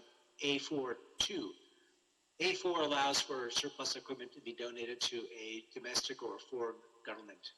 In this case, it's the city that's identified here. Different cities can get donations. Sister cities can get donations. A governmental entity that's responding to an emergency can get donated equipment. In this case, it's A42, which is donations are allowed to a city as recommended annually by the Board of Public Works. So the role here, the board, is not so much specific to this piece of equipment, but it's the board's approval of this city being the city that can receive surplus equipment. So the board's approval today will serve the function of the designation of that city as being the city that the board recommends that can receive surplus equipment. Thank you, Mr. Jordan, for your highly technical response and memorization of our municipal code, as always. I wasn't sure what the answer was, but thank you for that explanation. That was really helpful. I don't have any further questions, but thank you again, Mr. Everett, for being with us today. Yes, ma'am. Thank you, Commissioner Colosso. President Pro Tem Davis? Yeah, I just want to thank the Deputy Chief for this update and report, and I am aware that we are giving many different pieces of equipment to different municipalities throughout the world, if you will. And so this is a regular practice. I don't know, Deputy Chief, do we have a list of all of those entities that we are able, or we've been fortunate enough to share with other neighbors around the world? Do we have a list of those? Sir, not readily available, but I can definitely draw one up. We've been doing this for many, many years. We just sent 2 engines to Africa a couple years ago with one. Absolutely. I'm aware of that. Absolutely. Yeah, that was a great program there. Yeah. And generally speaking, we probably send 1 or 2 apparatus a year, maybe up to 4, depending on some of the requests that come in. A lot of times it's from Mexico. The one we did for Africa was new for us, but it was definitely worthwhile. Yes. And so we could generate a list if requested. Great. Well, I just think that, in terms of us looking at our contribution in the world, to whom much is given, much is expected. And a part of what we do is we do give back to others as well. So I support the program. It is a routine procedure that we have, and not that when you give away stuff you have to brag about it, but it's just good for boards like ours to see what we've been able to do to make a difference in the world. So thank you for the report. Absolutely, sir. Just to follow up with that, we sent an engine out to Hermosillo, which is in Mexico, and also we have a request coming through soon in Beirut. I don't know if you remember, they had a major explosion there in the city of Beirut, and they put out requests for equipment, and so we're trying to assist them as well, and it makes us proud as city firefighters to see the logo on these engines all over the world. So it's nice. Absolutely. Thank you for your report. Yes, sir. Thank you, President Pro Tem Davis. Vice President Garcia? Thank you, President Good. Mr. Everett, very nice to have you here. I fully support our partnership, especially when we can help other countries that need this. As you know, we also have a special relationship with the city of Ensenada, and so we also provide equipment to them as well. And we're looking forward to hopefully making that happen sometime next year as well. So it's really nice. It's really nice when we can do that, because a lot of the regulations that we have here in the States does not really apply to other countries. So a lot of the equipment that we can't use here, they can still use over there. And so it's really good that we're able to bridge that. So I'm happy to pass this along, to be honest. Thank you, Madam Vice President. And Merry Christmas to you and to all the fire department for all the work that you all do. Thank you all. Thank you. Appreciate it. Thank you, Vice President Garcia. Dr. Campos, do we have public comment on this item? Mr. President, we do have one member from the general public that has his hand raised, Mr. Puppet Spindler, caller ending in 403. The Board of Public Works is now considering item 10. You'll be given 2 minutes to speak on this item. Please go ahead. Yeah, I'll take this from my puppet. Yeah, shut up, puppet. Yes, sir. All right. We just had a real massive fire up at Castaic. My family has a ranch up there. We were short equipment like this that we could have used, and we lost another 100,000 acres because of that shortage of equipment. And you're going to give away this working equipment to Mexico? Really? For a fucking dollar? When you have private fire companies in California paying top dollar for this used equipment, even broken equipment that they'll repair, they're looking for it, scavenging for it everywhere online on these auctions. You guys, man, you guys do everything you can to just rub it in our faces, man. You just do everything you can to insult us as Americans, as Angelinos. You're going to give this equipment away when we need this equipment here? The next fires are coming. You don't give a fucking shit. No. Good. No, let California burn, but let's make sure the Mexicans have enough extra equipment. That's what you guys are. And there isn't a goddamn fucking thing anybody can do about it. That's the best part. So when I get my tax bill, and I wait for my $1,200 stimulus check, just understand that you can get $20,000, $30,000, $40,000 for this engine in the private auction. You going to do that? No, we're not going to do that. And you know why? Because the mayor wants to give it away. Because the mayor wants to be ambassador to Mexico. And what better way to give away our equipment to get the job later? Isn't that good? So congratulations. You fuckers have done it again. Thank you, Mr. Spindler. 2 minutes. Deputy Chief Everett, thank you so much. It's a great program, and I know you have a intense season coming up. So thank you very much for all that y'all do, and I will entertain a motion to move forward. So move. President Pro Tem Davis, do I have a second? Second. Thank you, Commissioner Colosa. Any concerns or objections, Vice President Garcia or Commissioner Villegas? No objections. No objections or concerns. Thank you. Thank you so much. All right, hearing no objections or concerns, we've got a motion from President Pro Tem Davis to move this forward, seconded by Commissioner Colosa, and the item is approved forthwith. Thank you so much, Deputy Chief Everett. Happy holidays. Be safe. Thank you all. Be safe. Happy holidays, and I appreciate it. Thank you. Okay. All right, colleagues, let's go to item number 4. Item number 4 is sole source of alternative lining technologies, North Outfall Rehabilitation Unit 10, 101 Freeway to Cardinal Street project. Recommending the board authorize the city engineer to sole source alternative lining technologies, alt liner cured in place manhole for the North Outfall Sewer Rehabilitation Unit 10, 101 Freeway to Cardinal Street project. Edward Arrington from the Bureau of Engineering is with us today. Hello, Edward. Good afternoon. Good afternoon, sir. Yes, thank you. This is Edward Arrington with Bureau of Engineering. The item before you is a request to authorize sole sourcing of maintenance hole rehabilitation product produced by alternative lighting technology. Again, the intent is to use it for rehabilitating maintenance hole for the NOS Rehab Unit 10 project. Now, in the past, we have had at least 2 rehabilitation methods with the longevity and durability that's required by LA Sand. However, this year, one of the products became unavailable, and so we're left with the need to having to sole source the remaining product. We are evaluating other products so that we can avoid this situation in the future. However, the ones that are being considered are still either under review or under testing. Lastly, the authority is needed at this time to complete the contract documents for the NOS Rehab Unit 10, and then after that, we can go ahead and pursue the advertising. That as a background, I will be happy to answer any questions anyone may have. Thank you, Mr. Arrington. Commissioner Villegas? No questions, thank you. Thank you, Commissioner Villegas. Vice President Garcia?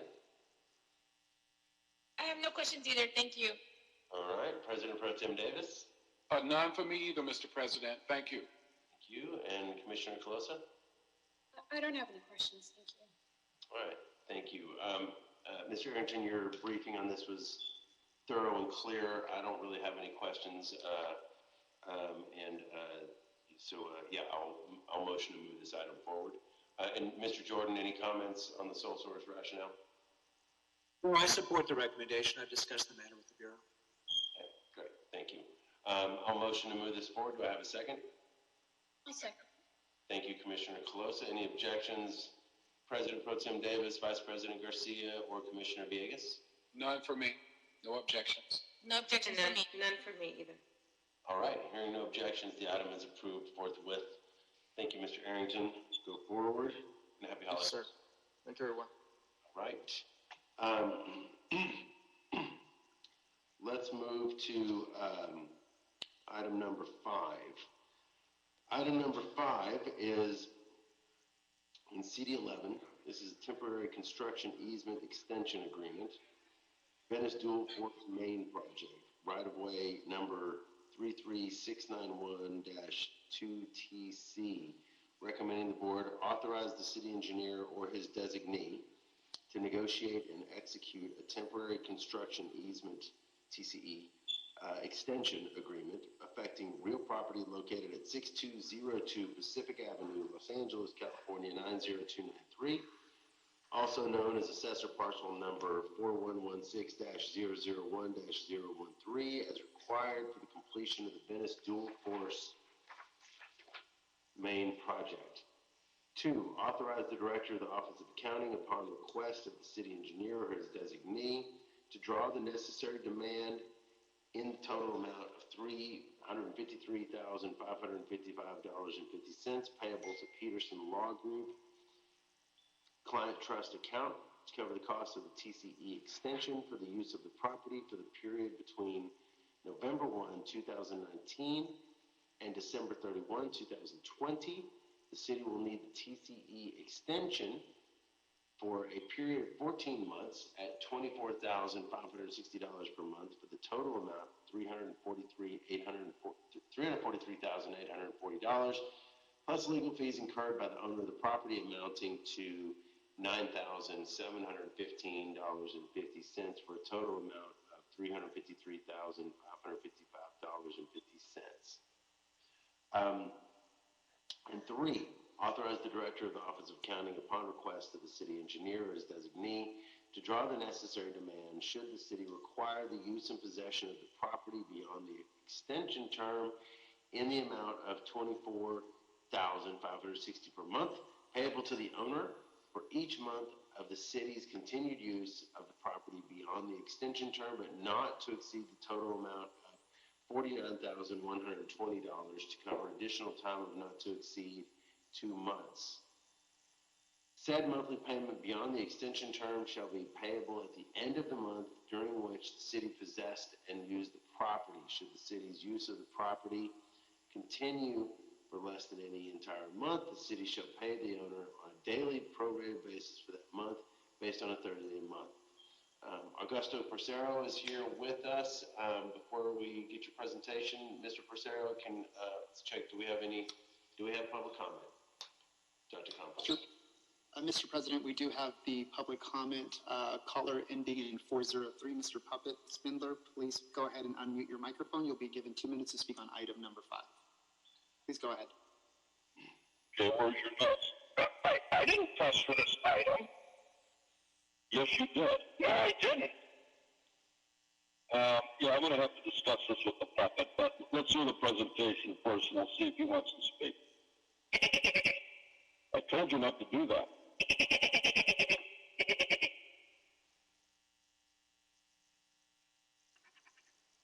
Are you done? All right, Mr. Persero, why don't you proceed with your presentation?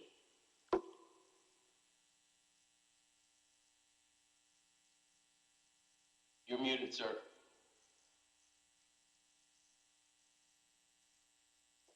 Mr. Persero, you're muted.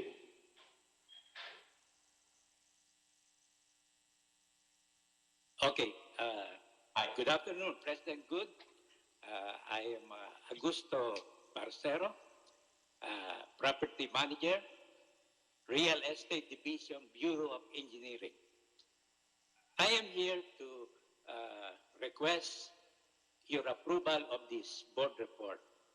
As you are probably aware, this project, Venice Dual Force Main, located in Venice, is to supplement the present 48-inch pipe to the Venice pumping plant in order to meet any additional peak wet weather flows, particularly during winter time. So this 94 million project is almost done, and probably this will be finished by 2021. Now, this agreement, Mr. President, is to approve for the temporary construction easement extension agreement. And to give you some background, we in the real estate division offered to acquire this property way back June 2014. However, the offer was not accepted. So with this, we sought the help of our city attorney office in order to obtain the order for immediate possession. That's why we were able to be on the property, because the contractor needs the property for lay-down area. And this property is represented by Mr. Chris Peterson. And we have been in contact with Mr. Chris Peterson for this agreement. In fact, this agreement is already signed by the owner of the property, and with the help of our city attorney office, we are asking your approval for this agreement. I'll be happy to answer any question for this project, Mr. President.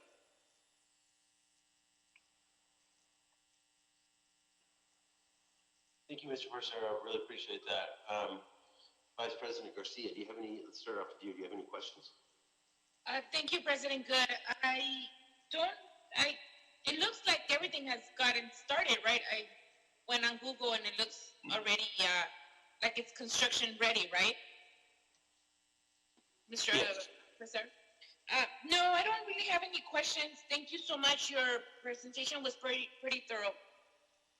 Thank you. Thank you, Vice President Garcia. President Pro Tem Davis? No questions or concerns from me on this item. Okay, thank you, sir. Commissioner Villegas?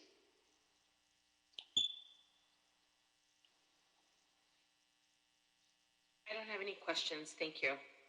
All right, and Commissioner Closa. Thank you, President Good. I don't have any questions. Thank you to Mr. Parcero for doing a great job on his presentation. And thanks for your patience in waiting for your item to be called. Have a good holiday. Thank you. Thank you, Commissioner Closa. I do have a question, Mr. Parcero, just for clarity, and I'm sure this is more about my deficiencies than any lack of clarity. So the total amount that we've spent so far on the property is $353,000, and then this is for an extension, or this is for an extension that we anticipate, the 14-month extension, right, at $24,000 per month, will end up amounting to $353,555.50. That's correct, Mr. President. It started in November 2019, and it should be up to December 31, 2020.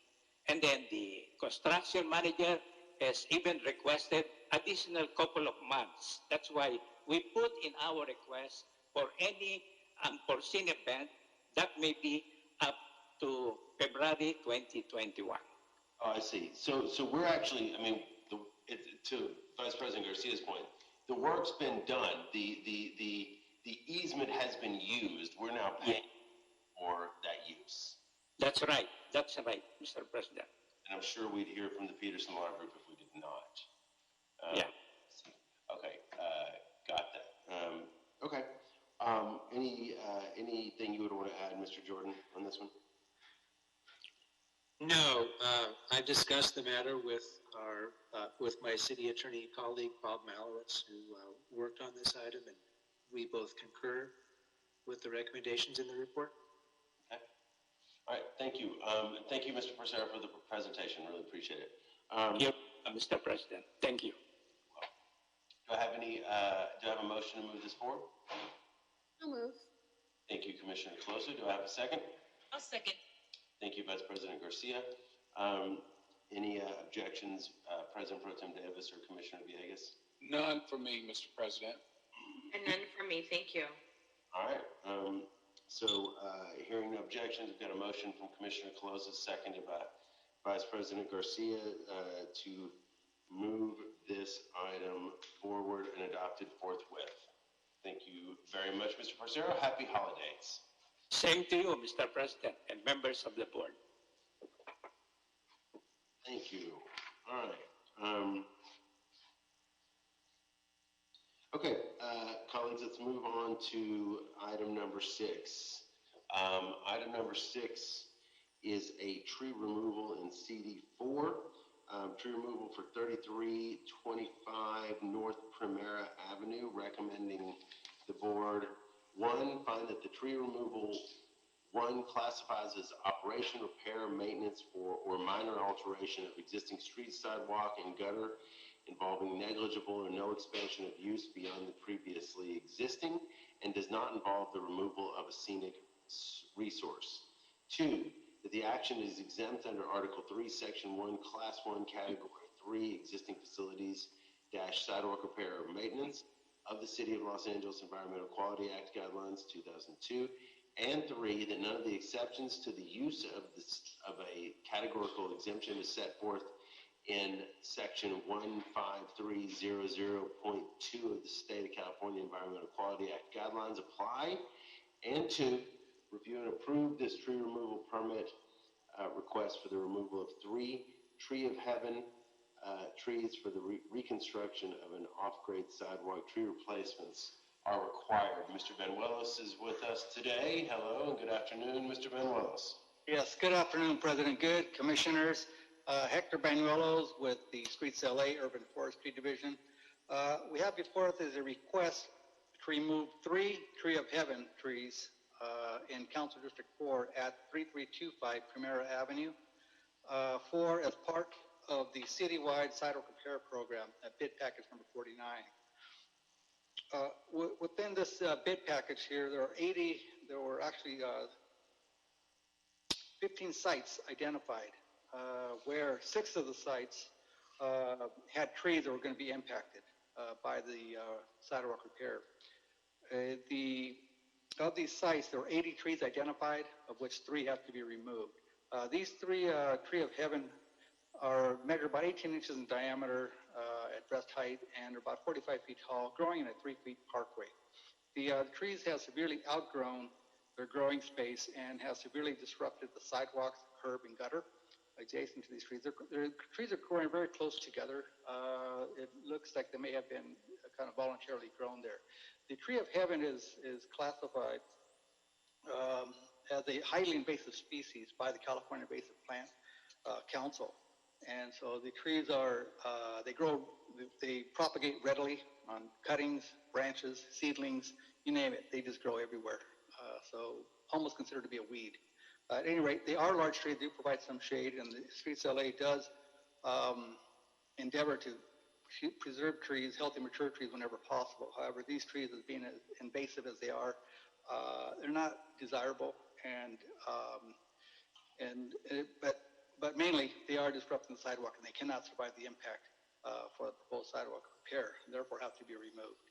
The Council District 4, the Department of Neighborhood Empowerment, and the Community Forestry Advisory Committee were informed of the tree removal permit request.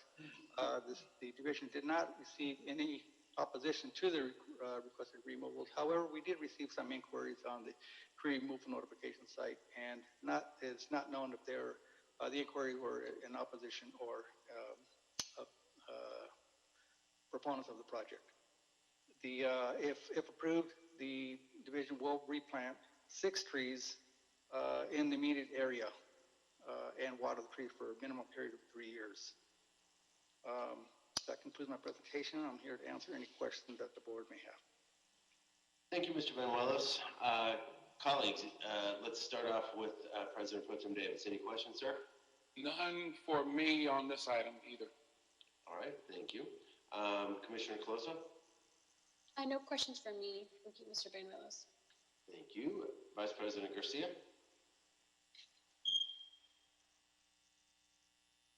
Hector, you probably did say this. Sorry, I do have one question. Hector, you probably said this during your report, and I'm sorry if I missed it. What is the reason that we need to cut these trees? A severe displacement of the sidewalk, curb, and gutter, there, Commissioner. The trees are very large for the growing space, and they're not going to provide the impact of the proposed sidewalk repairs. Got it. I see it. I'm looking at the sidewalk. You're right. Okay. No questions for me. Thank you. Thank you. And then Commissioner Villegas? I have no questions, and thank you, Mr. Banuelos, for your report. I am not a fan of this type of tree. Remove it whenever you see it. I had 3 of those removed from my home. Yeah, they're horrible. It's just a big weed. Yes, king-size dandelion, as I call them. Yeah, it's an ironic name, tree of heaven. There's nothing heavenly about them. It's a weed. It's horrible. It's the tree of hell. That's horrible. When Hector was briefing me, he said, this is just a bad, it's not a tree to protect. And I was like, I'm going to look this up. It's called the tree of heaven. And literally, it almost quoted Hector saying, invasive, terrible tree. Thank you, Commissioner Villegas. Dr. Campos, do we have a speaker or public comment on the line? Yes, we do. We have Mr. Spindler, a.k.a. the puppet. Caller ending in 403, please go ahead and unmute your microphone. You'll be given 2 minutes to speak on item number 6. Yes, and for the record, I did have my notes ready in that last item, asshole. I heard that. Okay, now let's get to killing more trees. One woman's ugliness is another one's beauty. So you think the tree is ugly. Well, the community and the birds that are in the tree think differently than you. Little squirrels. The peaceful animals that you don't see. Now we cut it down. And we do this all over the city, reducing our canopy cover as we continue to be burnt by global, I would say, cooling. So when will the murder stop? when will the trees stop? All the developer has to do is simply donate to the office holder account of the various council districts. But did you talk to Nithya Raman? David Rue's not there. Everybody got their ass fired. Even the nice old lady that's on disability got kicked out into the street like a squirrel out of a tree. They fired that nice old lady? Yes, Nithya fired the senior citizen in the office. I see an age discrimination lawsuit against the city coming. Well, I say that girl should go get him. That's right. So let's hold off on this item, talk to the new councilwoman, and see if she's a tree killer. I don't know. I'm a puppet. What do I know? The only thing I know is you give away fire equipment for $1, you could get tens of thousands of dollars for. I'm just a puppet, like the five of you and poor Commissioner Davis. I think he's finally given up. No more questions. Just serve out your term. All right. Do I have a motion to move this forward? I'll move. Thank you, Commissioner Colosa. Do I have a second? Thank you, Commissioner. I'll second that. All right. Do I have any objections or concerns, Vice President Garcia or President Pro Tem Davis? No objections or concerns. Thank you. Not on this item. All right. Hearing no objections, the item is approved forthwith. Thank you, Mr. Benuelos. Thank you. Happy holidays, okay? Thank you. All right. Covered item 7. Let's move now to item number 8. Item number 8 is a task order solicitation extension. The Imagine recommended the board 1, approve and authorize the Bureau of Street Services Investigation and Enforcement Division to enter into an agreement with the Imagine Group to extend the previously entered into task number 1, task number 2, or task 2 for the development and distribution of outreach and education of the sidewalk and park vending program, and to initiate TOS number 2 and TOS number 3 from January 1, 2021 to June 30, 2021. David Rivera and Richard Schiavone are here to present. I also see Martin Schleiger is with us this afternoon. So who is going to present to us? Good afternoon, Commissioner. This is David Rivera. I'll be presenting. Okay, good afternoon, President Good, Commissioners, Mr. City Attorney, Dr. Campos, and Bureau representatives. David, can we get your camera? I thought it was on. While you're checking the camera, do we have any public comment, Dr. Campos? There is no hand raise. Oh, there it is. Hand raise. Caller ending in 403. Please go ahead and press star 6 at this time to unmute your microphone. You'll be given two minutes to speak on item number 8. Please go ahead. Yes, while we wait for the camera, which, by the way, you don't provide the public a link so we can see the camera, just you in secret. Right, Mr. Davis? Oh, that certainly robs her. That's right. So, we want to educate people on how to navigate the city's problems. Well, there's 3 things you can do as a business owner, private citizen. Read United States of America versus Jose Huizar for an excellent primer on city business. You pay off the building inspector. You donate to the city councilman's fund, the office holder account. And you donate to his office holder account for re-election. As long as you do those 3 things, you can have anything you want. Get rid of a street tree, done. Street furniture, done. Outdoor dining, taking the sidewalk in violation of the ADA, done. Extra apartments on your projects, done. But the rest of the people that don't know this, they come up to you and issue citations without a lawyer. And you get fined hundreds of dollars so Monica Rodriguez later can have a hearing and charge you interest and penalties. So again, this is the most corrupt city in Los Angeles. In the name of Jesus, before Christmas, Mr. Davis, tell everybody to leave the city, sell your businesses, sell your properties, and get the hell out while you can. Save your family from our local schools so they don't teach you to be stupider than you are.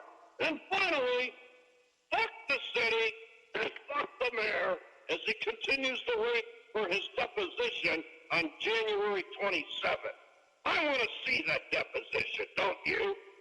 Well, it should be broadcast on CNN. Let's broadcast the deposition. Mr. Rivera, thank you so much. Mr. Schiavone, please proceed.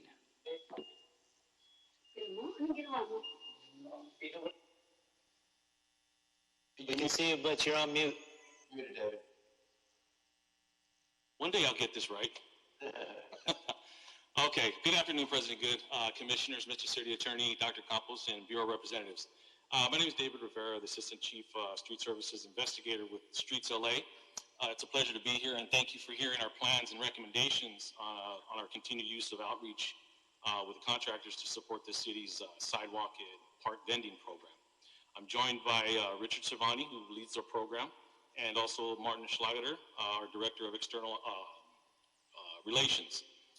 We know there's a lot of interest from the board from our last meeting, and we wanted to provide you with our report on our continued outreach as quickly as we could. So we as the investigators do a lot of day-to-day outreach to many of the vendors as we can out in the city. We're providing information as it pertains to the sidewalk and park vending program, as well as the city's rules and regulations, and also the resources to help them through the application process. We also have been distributing face masks out in the field, both in the field and at our public counter to those who don't have them. So that's one of the little things we're doing for them. At the start of this program, excuse me, the City Council established a pre-qualified list of contractors for outreach and education. Earlier in the year, the board approved a task order solicitation for development of promotional and educational materials, as well as on-call community outreach and education pertaining to the advancement of the city's sidewalk and park vending program. This resulted in the creation and publication of educational outreach materials in 13 languages. With the assistance of our outreach contractors, we produced flyers, brochures, short articles, videos, and also presentations outlining how those interested can become legal in the sidewalk and park vending program. In addition, our contractors hosted and are participating in community events to educate potential vendors about the program and connected with other community groups to help spread the awareness of the program. They also inform vendors through direct outreach by means of one-on-one counseling and group seminars and webinars on the permit process and its requirements, rules and regulations for the vending, rules and regulations for vending on the public right-of-way, and also regarding public health and welfare concerns. This work has already built a solid foundation to reach the vending community, and we have a lot more work to do to reach everyone. With their help, I believe we can. Now the program has had its challenges in launching due to the COVID. In the first 90 days, we were faced with a pandemic, which resulted in the safer at home orders. This really negatively affected the sidewalk vendors. At that time, your board directed us to provide our permitted vendors with refunds and permit fee deferrals through the end of 2020 to help offset these hardships for the vendors. It was pretty well received by the community. We've been using an appointment-based system here at the office to schedule visitors to come into the office, complying with our COVID recommendations, and we're completely booked through the end of 2020, and even taking more appointments daily into January. We extended the 6 months of the permits issued for the first part of the year to help make up for the times when the vendors weren't able to get out and vend out in the streets and right-of-ways. The work of our outreach partners has had to change from in-person assistance to online in order to comply with COVID protocols. So this has obviously affected, the reach will be anticipated. And also, the city's fiscal crisis created uncertainty on contracting outreach work since the fiscal year ended, and we want to remain conservative with all our decisions as well. As we outlined in the board report before you, we'd like to recommend 3 actions for the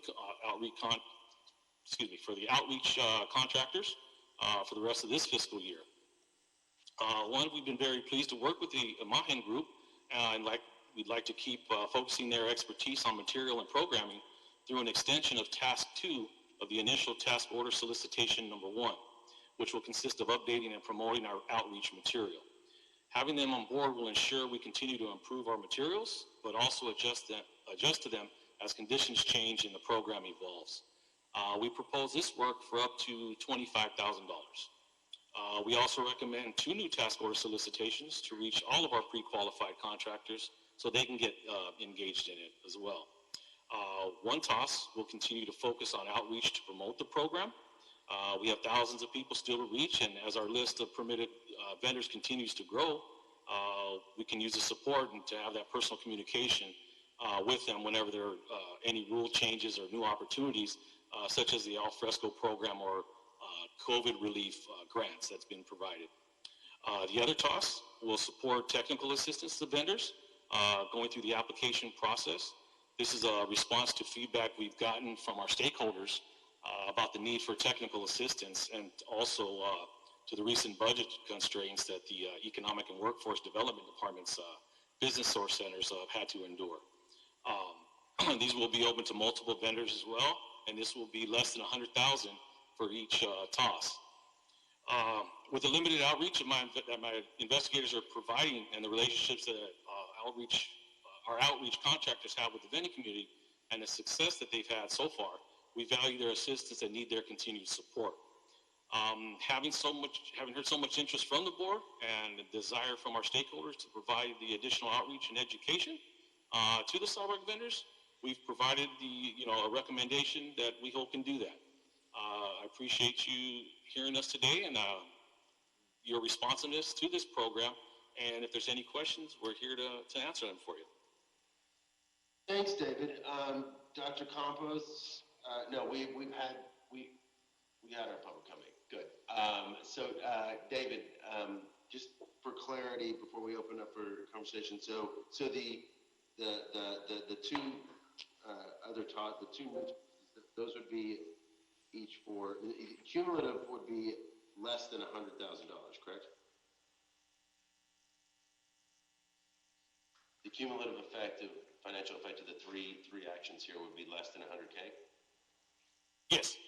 And no, not the cumulative of the 3 actions. Sorry, this is Martin Schlageter with Streets LA. So each of the TOSs is cumulatively less than 100,000 each, but they could go to multiple vendors within that $100,000 each of those TOSs. And then there's a $25,000 extension.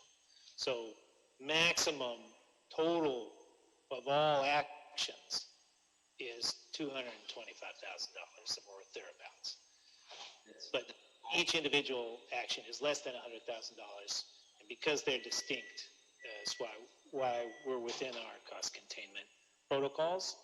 And I'll just note that's well within the budget that's been provided for this fiscal year.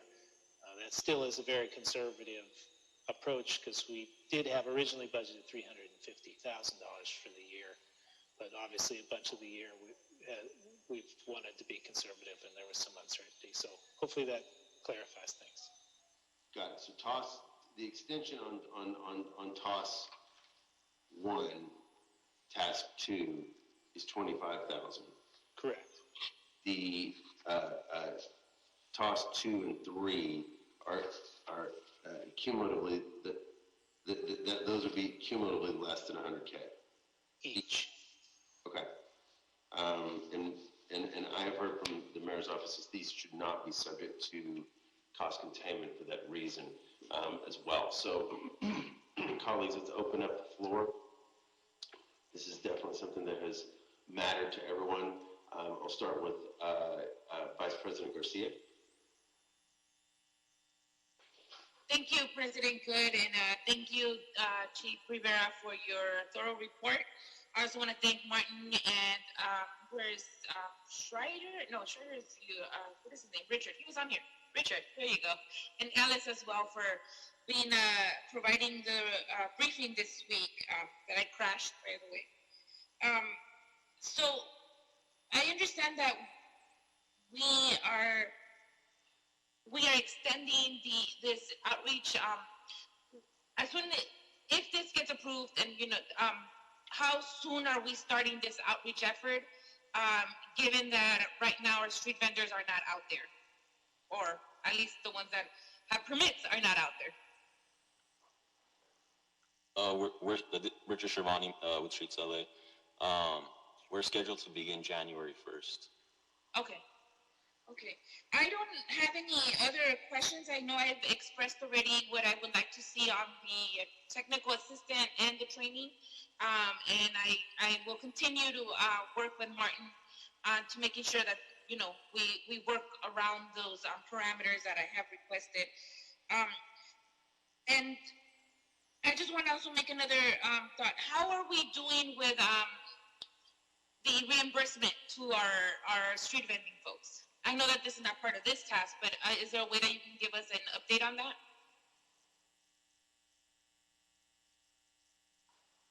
Yeah, I can. So today we've just been issuing refunds all day. So I could check the numbers for us right now, see where we're at.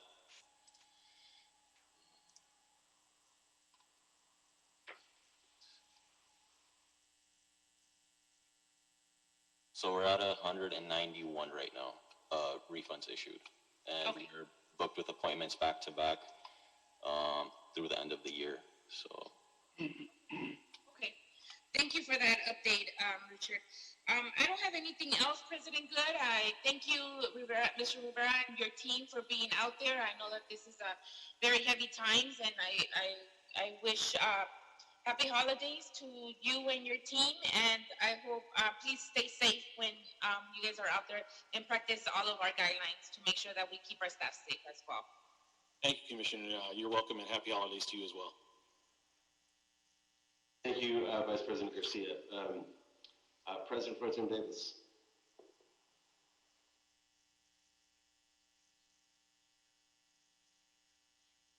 You're on mute, sir. Sorry about that. Thank you so much for your report. And I wanted to ask you, how do we expand the program, the reimbursement program to vendors? How does that work? How might a vendor be eligible for that? Richard Shervani here again with Streets LA. So the individuals that paid for their vending permit in 2020, so this year, they're the ones that would be eligible for a refund. So they just they give us a call. We schedule them an appointment to come in, and we have them sign a claim form, and we just hand them over what we call the Angelino card that we worked with the mayor's office to be able to develop and get out there. And it's sort of like a little bit of a pilot program for them as well to see if this is something that they can pursue in the future if they were to issue refunds for anything else for other services. Sure. As we look at this whole impact of COVID-19, what impact has it had upon the vending community, if any impact at all? Well, I believe the impact that it's had is with the safer at home orders, there's been a lack of foot traffic, less customers to vendors. So they haven't actually been able to utilize the vending permit that they did pay for as effectively as they would want to. And so this is, why we moved forward in issuing those refunds, as well as extending the expiration date of those permits that were issued in the first 6 months of 2020. So this is kind of secondarily related to the motion in the sense that the last time you all presented before the board, we had some concern about the location of vendors as it relates to their relationship and proximity to restaurants. And so where are we with that as we move forward to help to support this program? Were we able to kind of resolve some issues between the two industries there? Because we definitely need to coexist. If you'd like, I could take a shot at part of the answer here, and if anybody wants to add to it, this is Martin Schlageter again at Streets LA. Sure.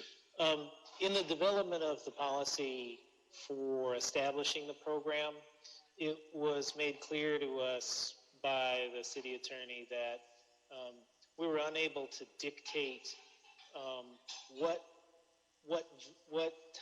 type of commerce could happen if we were allowing that commerce in a particular location, what type of commerce could happen. So we can't actually put the limit on a vendor to say, if you have the space, if it's safe to use this space for public access, and still provides public access on the sidewalk, even though you're next to a restaurant, we can't say you can't sell food. So there's some limits to what our policy can do to control that. So our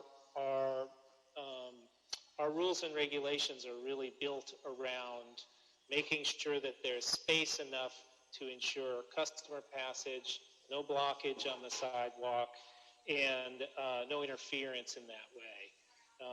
So really our main ability in terms of affecting the business location and their foot traffic is to ensure that that flow is allowed. But we can't dictate exactly what folks are selling as long as those are legal goods and they're in a legal location. Yeah, no, we're not trying to suggest that we would control the goods that they're selling. What we were trying to do is to give information so that those who are vendors could be successful and that we wouldn't have unnecessarily these external influences from those who have restaurants claiming that, in fact, the vendors are taking away from their licensing that they've paid for selling food inside. So obviously right now that's not an issue because of COVID-19, but moving forward we just want to know that if we could provide information, if we could suggest something that helps both industries, both of whom are a part of what we do, that they both could coexist based upon the information we have. We can't make anybody do anything.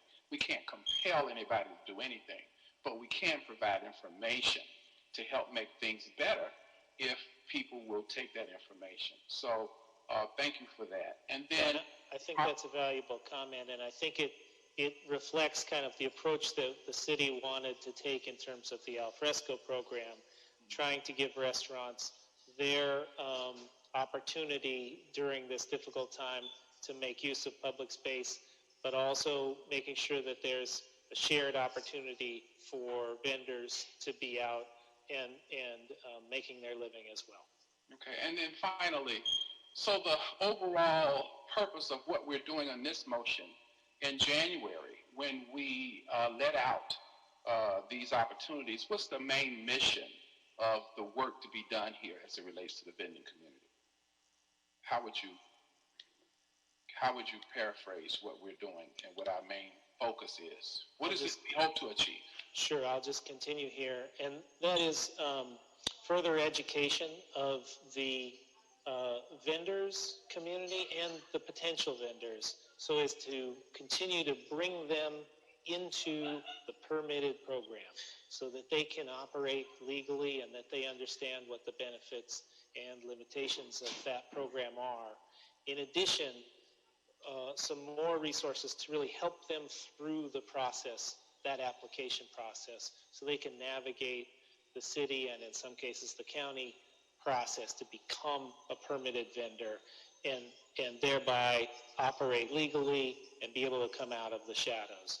Being able to have that communications with that community, bring them into the program, and then everybody who's brought into the program have a further ability to communicate with them as things change, rules change, or more opportunities come up. So they're really getting the full benefit of that permit that gets issued to them for their money. So basically, we will provide technical assistance to help make sure they have the information to be successful, right? Yes, sir. All right, thank you very much. Appreciate your report. Thank you. All right, Commissioner Colosa. Thank you, President Good. First, just want to thank, the Streets LA team, everyone here, Martin, David, Richard, Adele, and of course, Commissioner Villegas for your extensive work on this. I know since we last heard this, you've poured a tremendous amount of outreach and work into taking in all our feedback, despite, very difficult budget constraints and a lot of challenges with trying to, correct some challenges that were in place that were not within our purview. So first I'll say that, thanks also for the language access piece that you worked on. The website, I think, is incredibly helpful and very user-friendly to finding what materials are needed to really apply for this permit. And also the hotline that you all put up in response to our feedback last time, I think is a really great resource for street vendors who have been, as we know, and some of us may have seen the articles that have come out during COVID, have been extremely hard hit during COVID-19, so, my heart goes out to them, during this difficult time. One of the things that, I don't know to what extent it's possible with these tosses, but I will put it out there. I know that the scope seems to be pretty baked in here with what we're doing. But one of the challenges the last 9 months, of course, is the continual changes in what's allowed and not allowed due to COVID-19. So I appreciate our work in trying to, help vendors get this permit, but to the extent possible, one of the things that would be really great to see with this program, so we can really make sure that the street vendors that we do have, that do apply, and are in our program, we're able to help them succeed, especially during COVID-19. And sometimes it's really hard to track whether or not they're allowed to go out there and vend or not. And so to what extent we're able to provide them that kind of technical assistance, whether that's like some sort of infrastructure for better communications with them, whether that's text-based or email-based. I think that if they don't prefer, more social media heavy communication, whatever it is, that's something that, would be good to see in the future where possible. One of the things as well that I had a question about was, and I know we talked about this in our meeting, but just wanted to ask you again, but our stakeholders knew about today's meeting, right?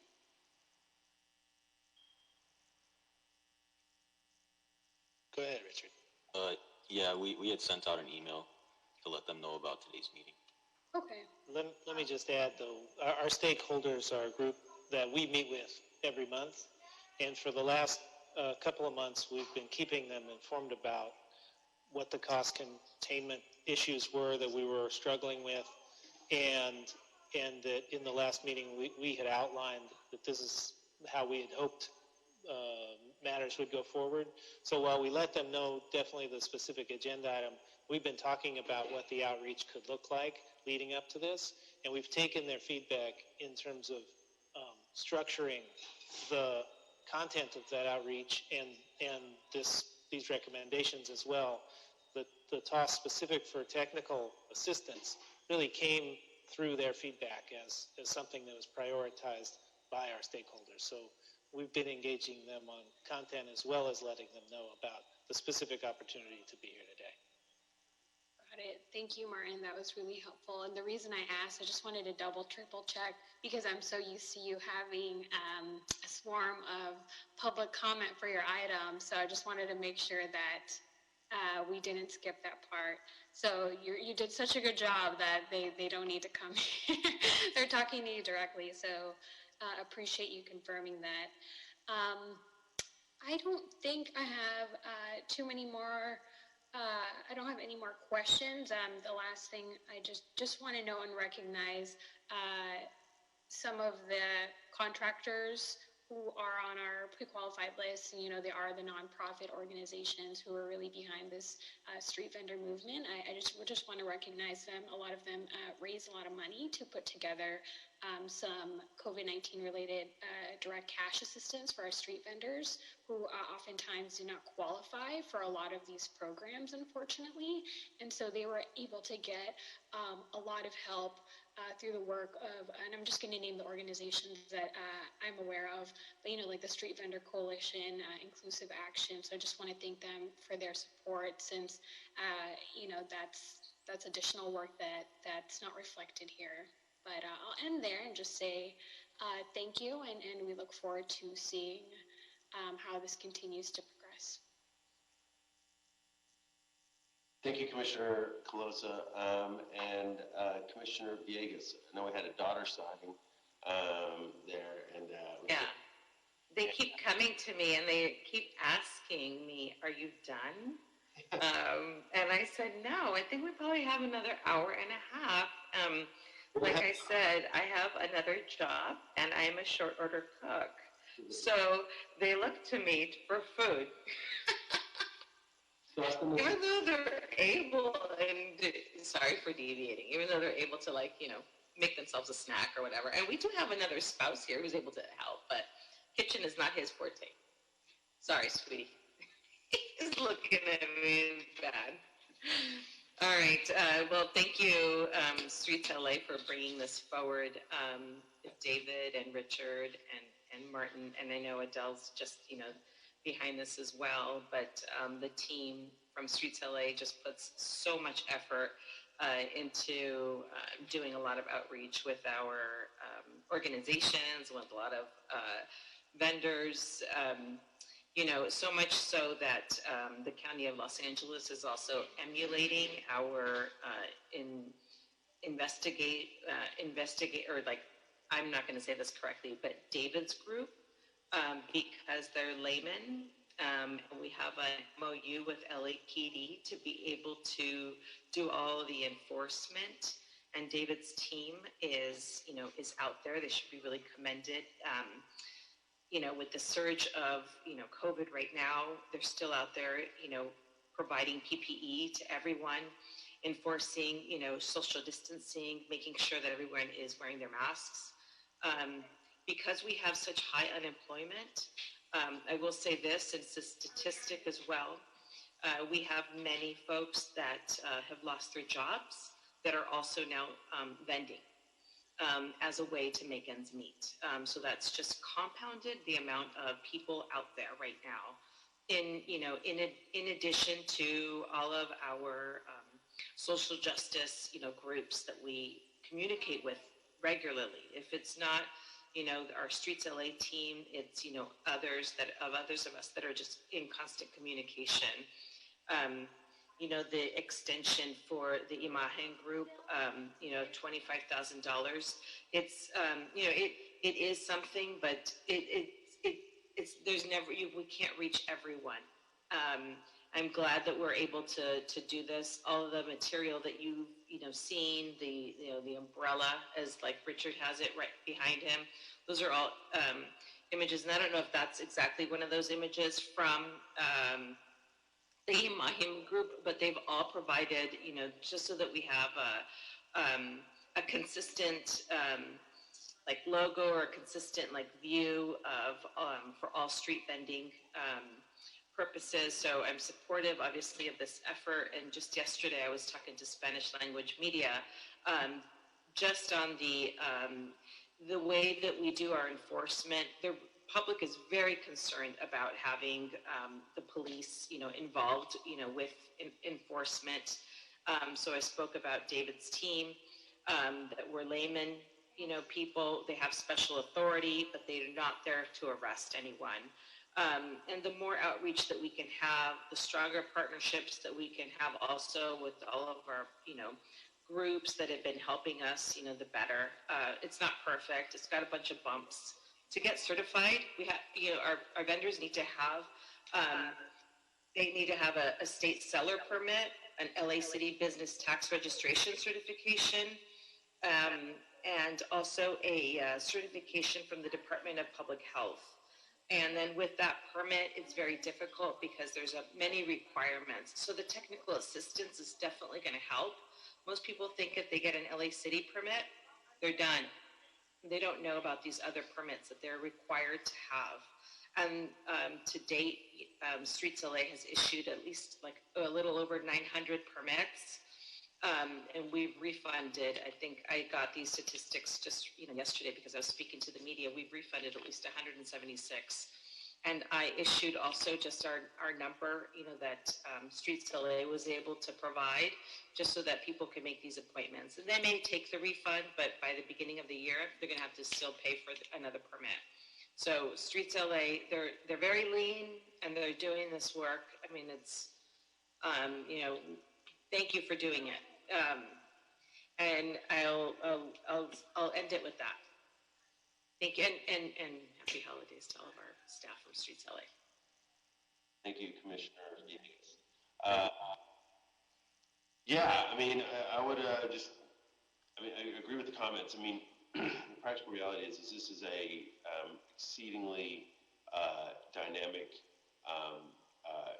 community, a very fluid community in very fluid circumstances right now. And Commissioner or President Pro Tem Davis asked Martin about the mission, and I would agree with that answer. Not that the question was for me, but this is a marathon and a sprint, right? We have many, many thousands of vendors out there, and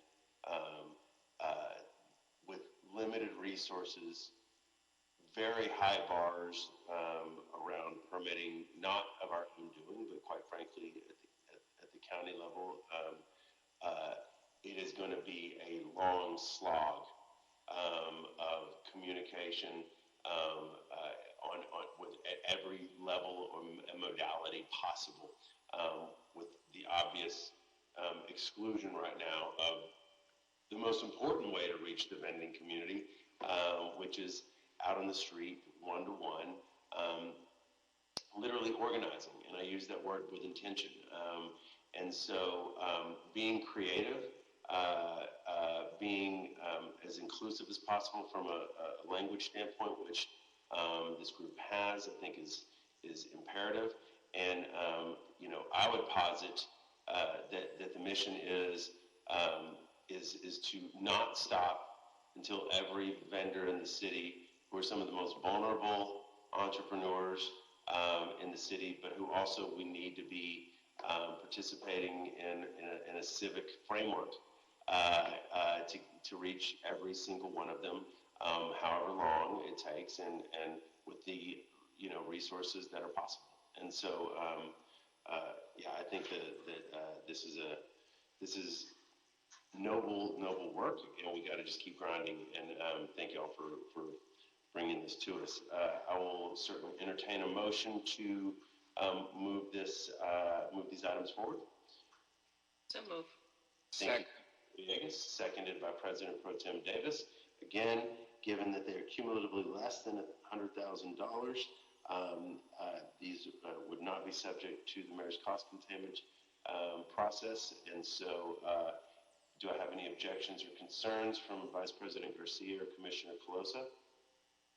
No objections or concerns on my side. All right, hearing no objections, the item is approved forthwith. Thank you all very much. Happy holidays. Thank you. Happy holidays. Thank you very much. Thank you. Thank you. Thank you. All right, colleagues, we'll skip forward to item number 11. Item number 11 is in CD 1 and 14. This is a Department of Public Works project labor agreement, Arroyo Seco low flow diversion LFD project via Marisol LFD Project Volume 1, Figueroa Street, LFD Project Volume 1, via Marisol Street Reconstruction Volume 2, recommending the board add the Department of Public Works Project Labor Agreement to this project. Ian Monte is with us from the BCA. Dr. Campos, do we have any public comment on this item? We do have one member from the general public with his hand raised. Caller ending 403, Mr. Puppet. Mr. Spindler. The board is now considering item 11. You have 1 minute and 30 seconds left under your 10-minute aggregate total. Please go ahead and unmute your microphone by pressing *6, and please go ahead. All right, so use your 20 seconds. Yes, anything that Gil supports, we're big fans, we love them. Anything that's a CD14, however, we oppose. What happened? Well, the new council member for the 14th District, Kevin Leon, spoke very negatively about the First Amendment the other day. He wants to get together with the city attorney and retaliate against Mr. Herman because he used the N-word. Oh, well, in that case, fuck Kevin De Leon. So, yes, split up the motion. Support CD1 and CD14. Fuck CD14. They're on double secret probation. Okay, well said. We'll see the rest of the time. Yes, and happy holiday. Thank you. Thank you, Mr. Puppet. Let's go on to questions and comments. Any comments or questions, Vice President Garcia? I do not have any questions or comments. Okay. Commissioner Coloso? Could I hear the presentation first? Oh, goodness. Wrong meeting. Sorry. I was loving it. I was like, okay, I could just skate through this. No, I thought the same thing too. I was like, I don't have anything going on yet. I was like, oh, this is new and all right. You talk about a PLA project getting approved. Nice. Yes. All righty. Well, thank you all just for everyone's patience. Good afternoon to commissioners. My name is Ian Monte, representing the Bureau of Contract Administration's Office of Contract Compliance. And I'm actually here to discuss two separate requests to add the PLA to some projects, but we're going to do this one first. This is, as Commissioner Good said, the Arroyo Seco Low Flow Diversion Project, and the Bureaus of Contract Administration and Engineering are jointly recommending that the Board of Public Works add the Department of Public Works Project Labor Agreement, otherwise known as the PLA, to this project. This project is a combination of three projects, as Commissioner Good read. The reason that we're coming to the board asking for the PLA formally is because one of these projects, the Via Marisol Street Reconstruction, was not on the project infrastructure series list. That is what we call the PIPS list, which were the approved projects when the 2015-2020 PLA was first approved 5 years ago. So when projects are consolidated and there's one that's not there, we just are very transparent and we come forward and we just ask to add the PLA. So very briefly about this particular project, this project is anticipated to be advertised on January 5th, 2021, and it has multiple locations, again, within council districts number 1 and 14. The city engineer has estimated the total construction cost of approximately $6.5 million. Just a little bit of the technical aspects about this project. So the combined project will provide urban runoff treatment for dry and wet weather flows for drainage areas surrounding the project sites. The project components include a diversion structure, precast reinforced concrete culvert, trash maintenance hole, pump well, valve vault, and a flow meter vault, as well as various control boxes and panels at each location. It's also going to place pavement, concrete curb, and a sidewalk along Via Marisol. So something important to note about this that the Bureau of Engineering definitely gave me is these individual scopes of work within the combined Arroyo Seco Low Flow Diversion Project. These are required by the Los Angeles Regional Water Quality Control Board for the abatement of non-stormwater discharges from outfalls containing high concentrations of bacteria. The scopes are intended to direct non-storm water flow to nearby sanitary sewer systems to meet water quality goals. So when we're talking about adding the project labor agreement to this or any project, there's a lot of numerous benefits to the city. The first is helping to ensure quality construction work is done on time and within budget. We also want to ensure that work is done safely by utilizing the skilled workforce of the training. And finally, just facilitate an orderly settlement of labor disputes without strikes and work stoppages.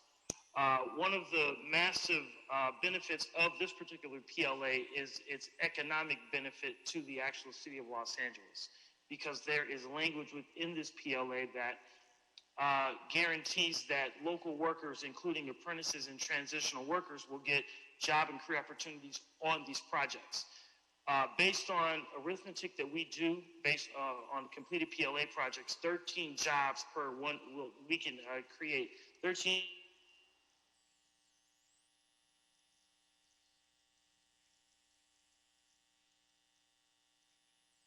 Ian, you're frozen. Did we lose them? Jobs for one job. Can you hear me? There we go. All right. Okay, it says my internet connection is unstable. That's not good. You're doing good. Okay. Let me just pick back up talking about the PLA's economic benefit to the city. These projects have the ability to, actually they guarantee that we will utilize city residents on these projects, including apprentices and transitional workers. Looking at completed past PLA projects, we created an average of 13 jobs per $1 million of project cost.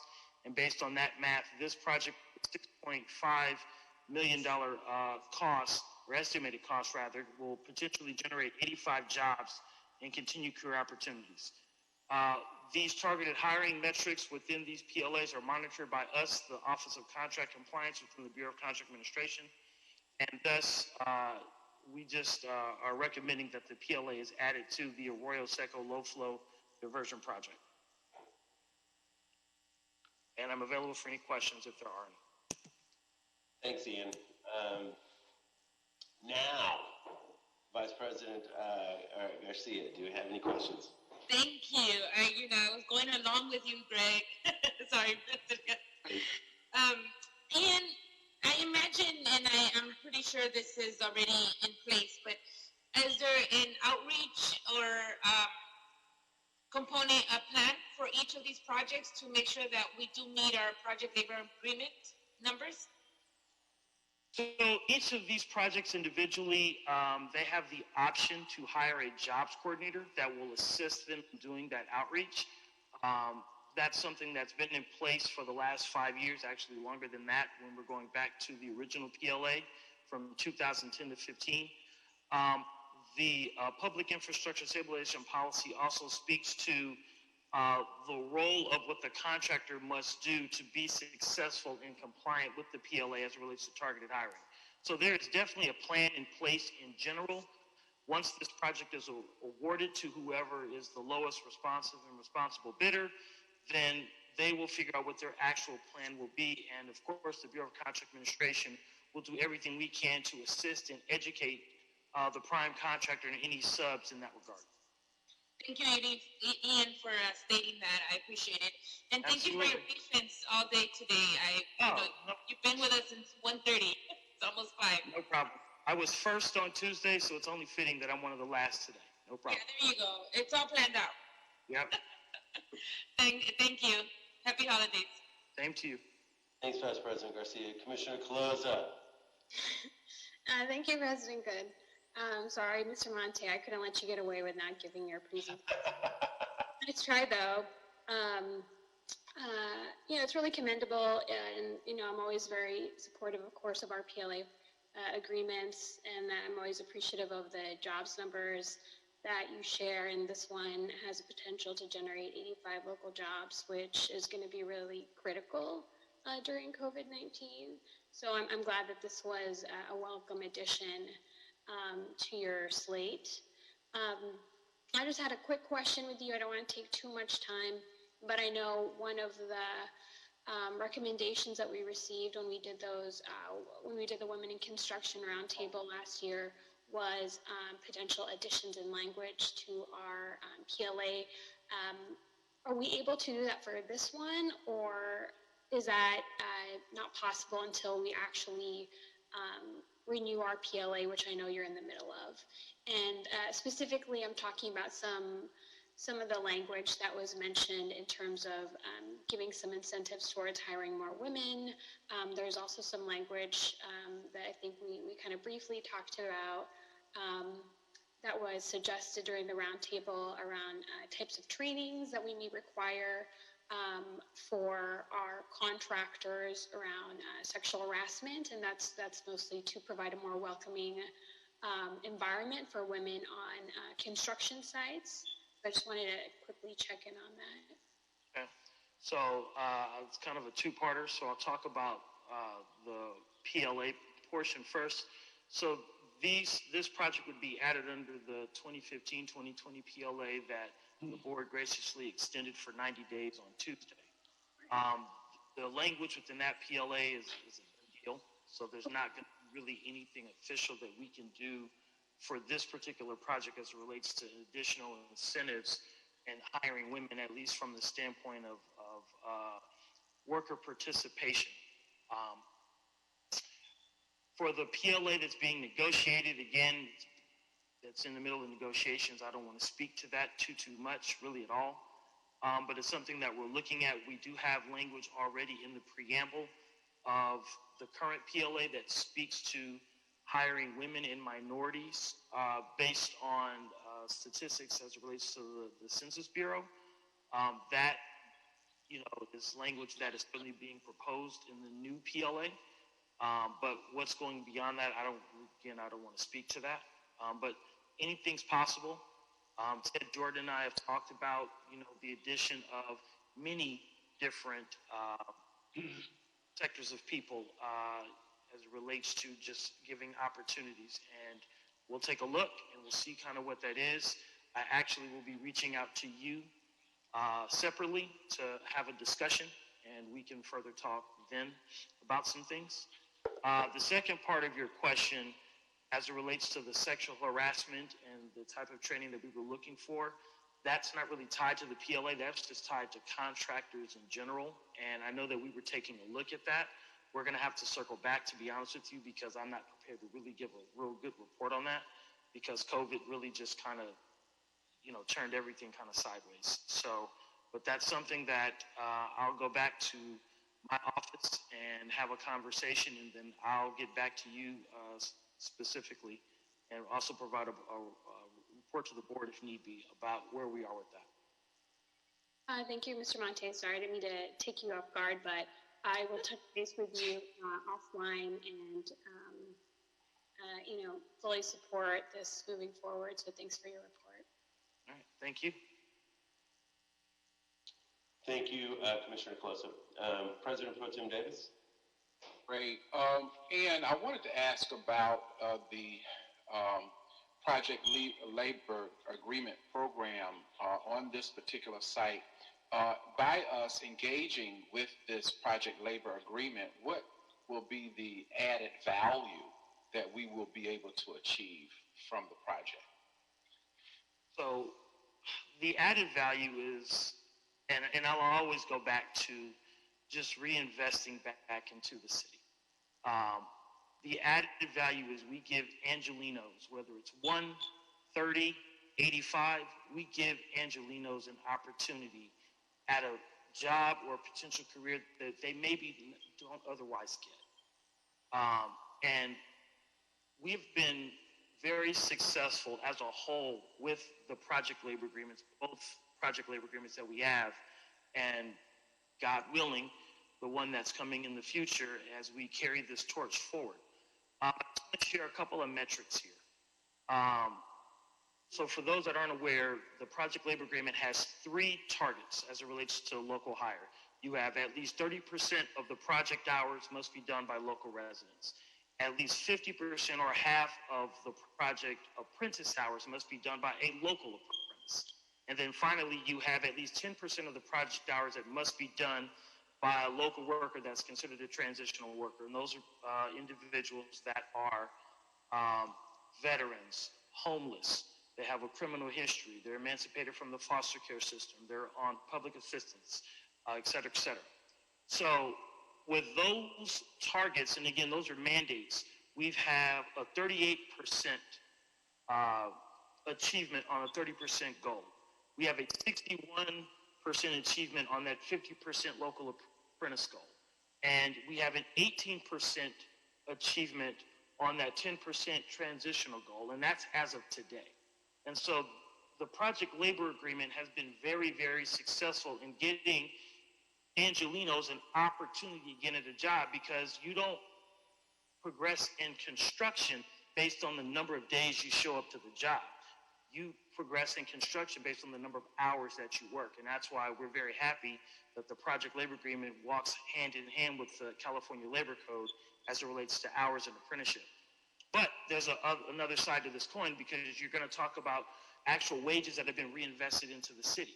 So here we are as of today, December 18th, and $62.57 million has gone back into this city, into the pockets of Angelenos that have worked on Department of Public Works project labor agreement covered projects as of today.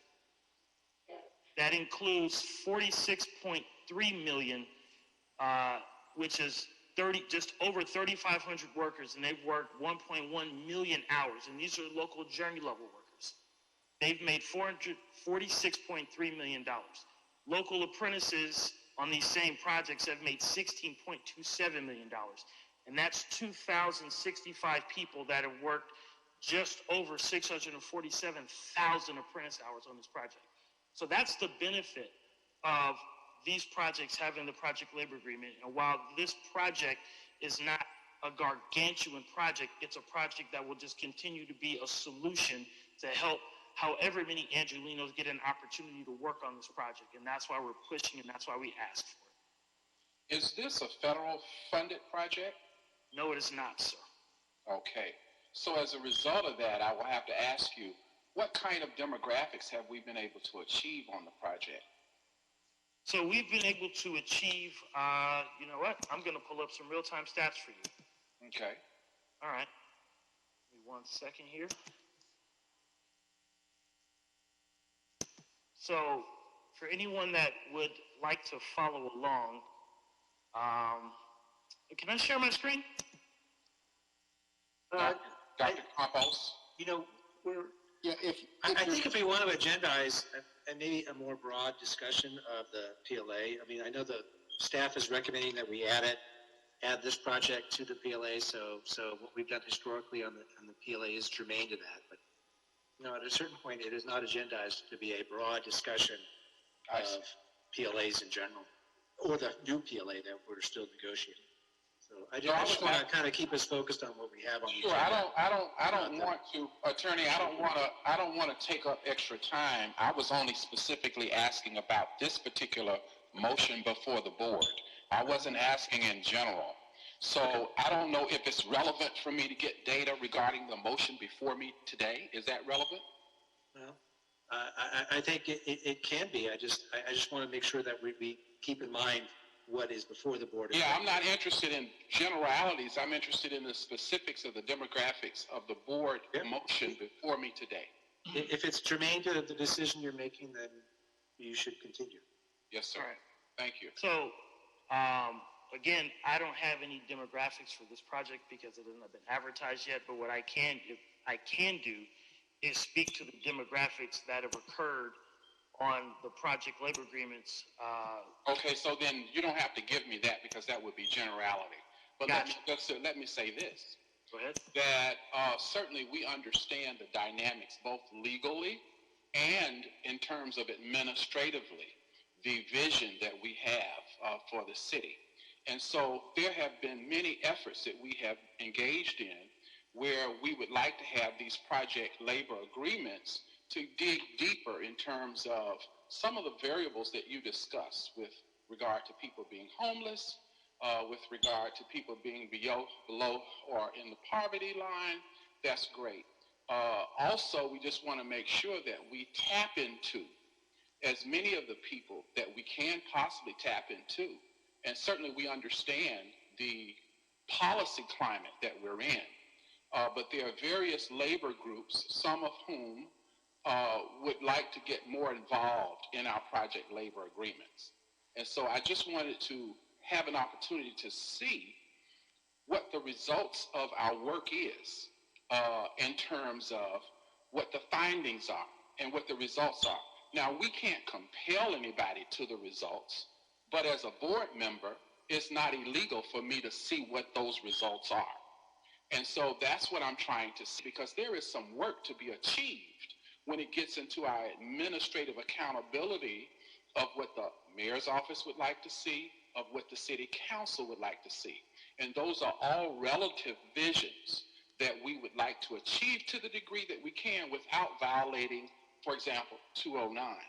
But yet, while at the same time, including all of the various labor groups, COEVIS, and all of those other folk who are doing labor work and work with the mayor's office, that we can see what the results are. So that's why I asked the question, so you'd understand better.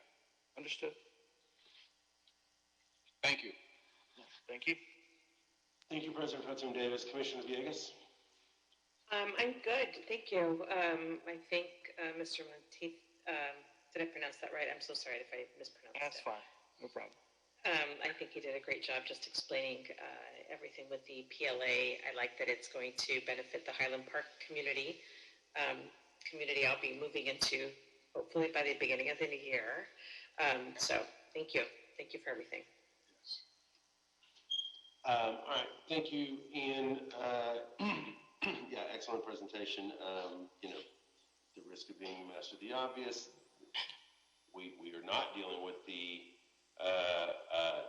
future PLA. This is on the existing PLA, and it's a PLA that was groundbreaking and really one of the first of its kind in the nation as a master project labor agreement. And so I certainly support getting putting as many jobs on there as possible. So thank you, Ian. I'll motion to move this item forward. Do I have a second? I'll second. Enthusiasm. I love. Wait, did I just get 3 seconds? All right. So I'm motioning. We got a second from Commissioner Colosa, Vice President Garcia, and Commissioner Villegas, making President Pro Tem Davis's job easy. Do I have any objections or questions? None. Hearing no, the item is approved. Thank you, Ian. But hold tight, sir. Let's move on to item 12. This is the Department of Public Works Project Labor Agreement, Los Angeles Glendale Water Reclamation Plant Preliminary Treatment Improvements, CIP 4185. Recommending the board add the Department of Public Works Project Labor Agreement to this project. Before we ask for public comment and Mr. Monte's presentation, and I want you to disabuse me of this if I'm wrong. I mean, the thing is, and we'll look at this when y'all bring a renegotiated project labor agreement moving forward. Part of that project labor agreement, proposed project labor agreement, will be the PIPS. Remind me what PIPS stands for. It's the Project Infrastructure, Public Infrastructure Project Seriousness, PIPS. Very good.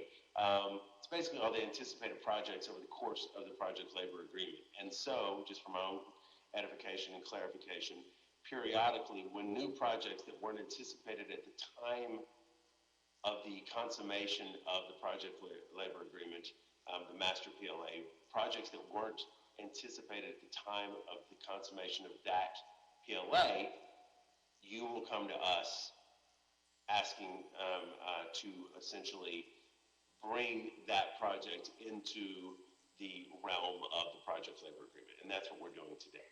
Yes, sir. Great, thank you. Okay, Dr. Campos, do I have a caller? We do. Caller ending in 403, caller ending in 403. The board is now considering item 12. You do have 40 seconds left under the 10-minute aggregate rule. Please go ahead and unmute your microphone at this time by pressing *6. Again, you'll have 40 seconds.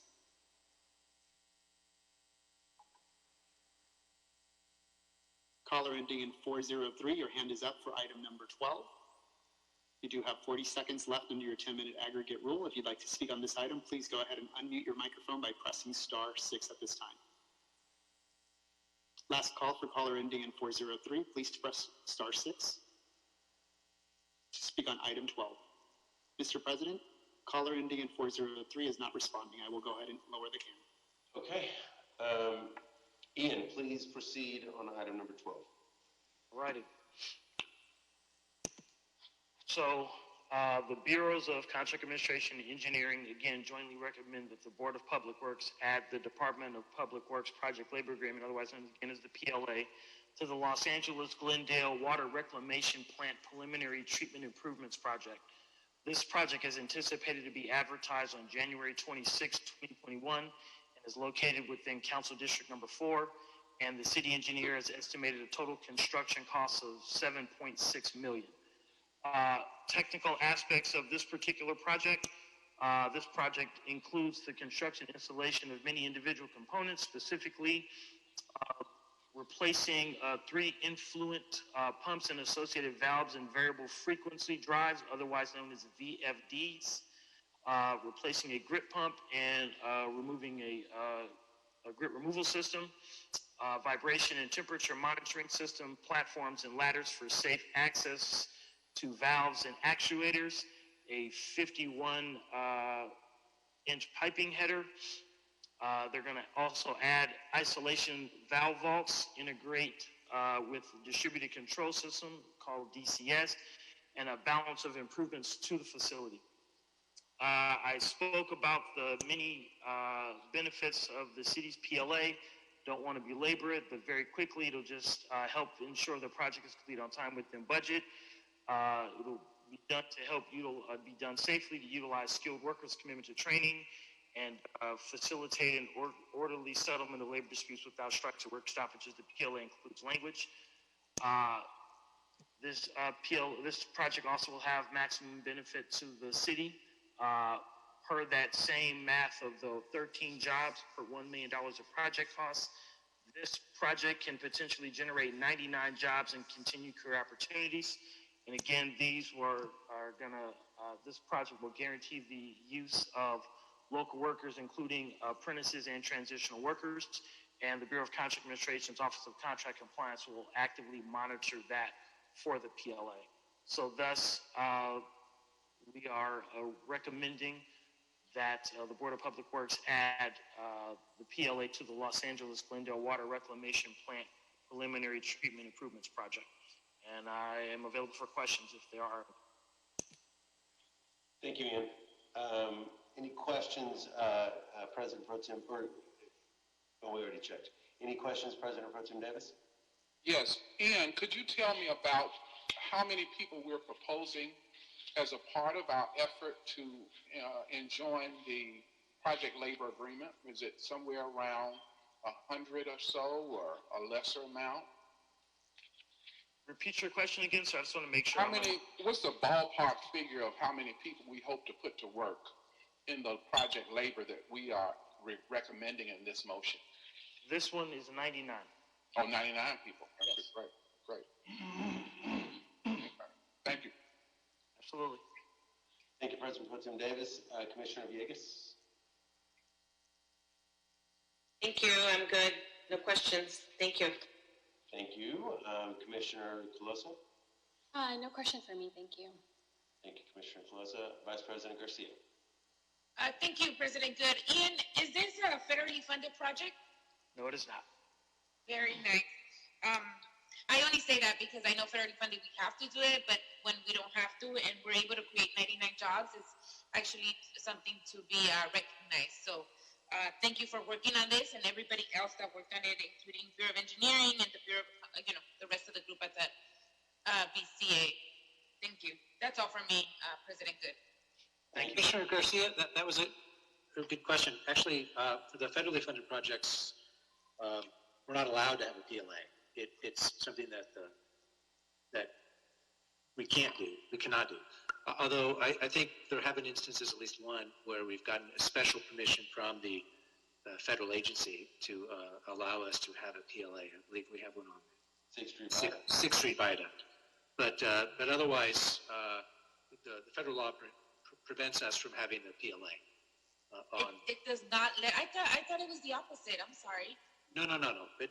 I bring it up because it's a big issue, and so the Bureau of Contract Administration and Bureau of Engineering, in my opinion, worked very hard to get a PLA authorized for use on the 6th Street Viaduct project. But that's the exception rather than the rule. Right. Okay. We would hope that the PLAs would help bring us the kind of representation from the various communities in LA when we implement it. In the federal projects, they compel us to have the kind of diversity that they require in the federal government, but we don't have to do that on non-federal projects. Right. Okay. Sorry. I really thought it was the other way around, but I got it. Thank you. I can speak to that for 10 seconds. It's still recognizable that we are able to produce 99 jobs and that this project's able to do that. So I want to really recognize. Oh, absolutely. Absolutely. Yeah. If I could just speak to that for 10 seconds. Sure. Everyone here is correct, although there are some, not many, but some projects that have federal money that we are allowed to still utilize the PLA as long as the PLA's terms and conditions are not in conflict with the federal's terms and conditions. And there's one right now that's actually active that's doing very well with local hire, which is the Rancho Cienega Sports Complex. Oh, okay. It happens, not often, but it does happen. Got it. And any federal project is also subject to the Davis-Bacon Act, which is prevailing wage, which ensures a wage level that is different than what would be required absent the PLA under construction projects locally. All right. Thank you. Thank you, Vice President Garcia. Do I have a motion to move this item forward? I've got a motion from President Pro Tem Davis. Dr. Davis's motion. Seconded by Vice President Garcia. Any objections or concerns, Commissioners Colosa or Villegas? None for me, thank you. No? Okay. All right. Hearing no objections, the item is approved forthwith. Ian, you are released. Thank you very much. All right. Thank you so much. Have a great evening and happy holidays. Say hello to your kiddos. Do that. Same to all of you. Thank you, Ian. Okay, colleagues, let's go back to item number 9. Item number 9 is a contract amendment and budget increase, Los Angeles Conservation Corps. Recommending the board, 1, authorize the Office of Protection contract amendment with Los Angeles Conservation Corps, increase the contract by an amount of $730,000. 2, authorize the Bureau of Sanitation to piggyback on an existing contract that the Office of Community Beautification administers with the Los Angeles Conservation Corps. And 3, authorize the President or 2 members of the Board of Public Works to execute the contract amendment after approval as to form has been obtained by the City Attorney. This item would certainly be subject to the Mayor's cost containment process, colleagues, and Director of Office of Community Beautification, Paul Roch, is with us this afternoon. Good afternoon, Paul. Good afternoon or good evening. Paul Roch, Director of the Office of Community Beautification. Today bringing forward a request to the Board of Public Works for authorization to amend an existing contract with the Los Angeles Conservation Corps, which would allow the Bureau of Sanitation to piggyback on the contract and increase the ceiling ceiling limit. Bureau of Sanitation has requested authority to piggyback on the OCB contract with the Conservation Corps to support the following two projects. First one is assistance with public outreach and dissemination of literature regarding the Recycler program, conducting a public outreach and assistance with a food recycling and composting grant program, also part of the Recycler program. This shall consist of utilizing Los Angeles Conservation Corps staff to plan and execute grassroots recycling education campaigns on a citywide basis, and the work shall include grass-top advocacy campaigns to community leaders, council district offices, and other organizations regarding recycling.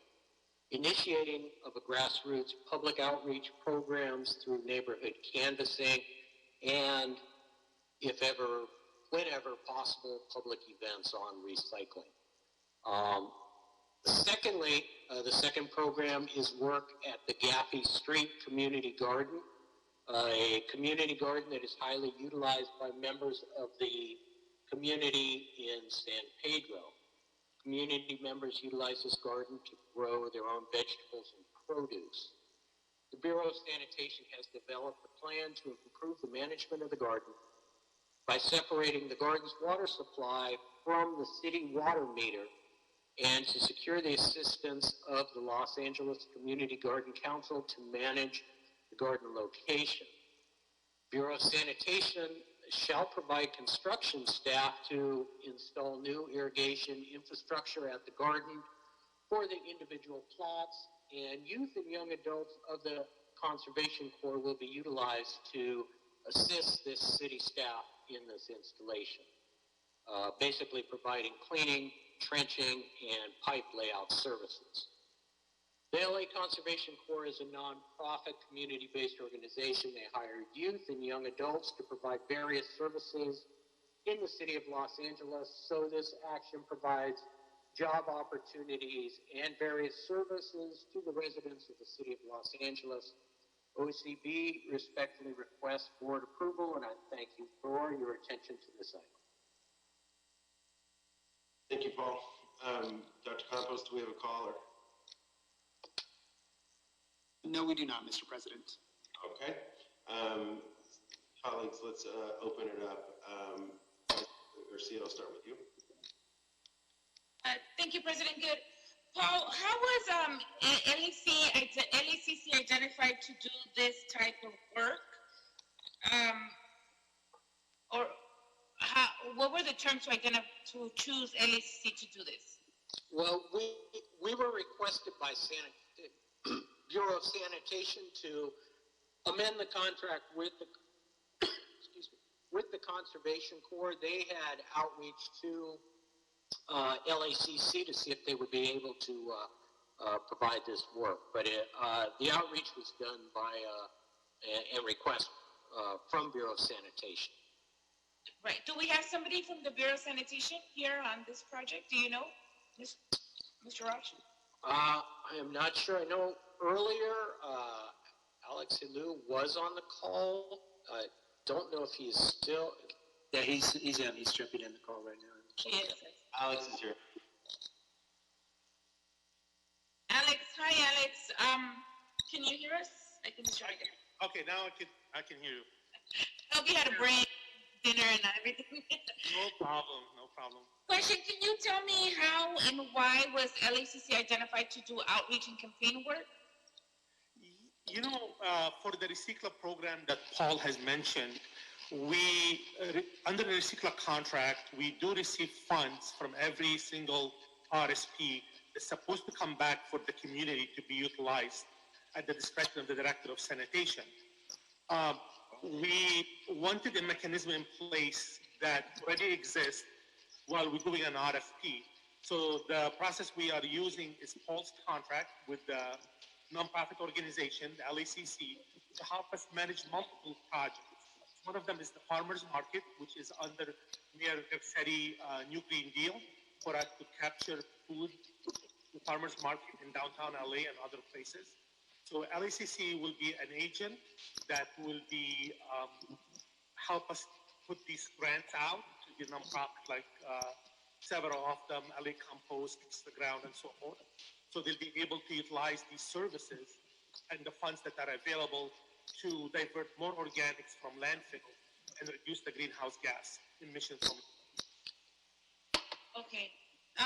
It's a lot of money that we are contracting for.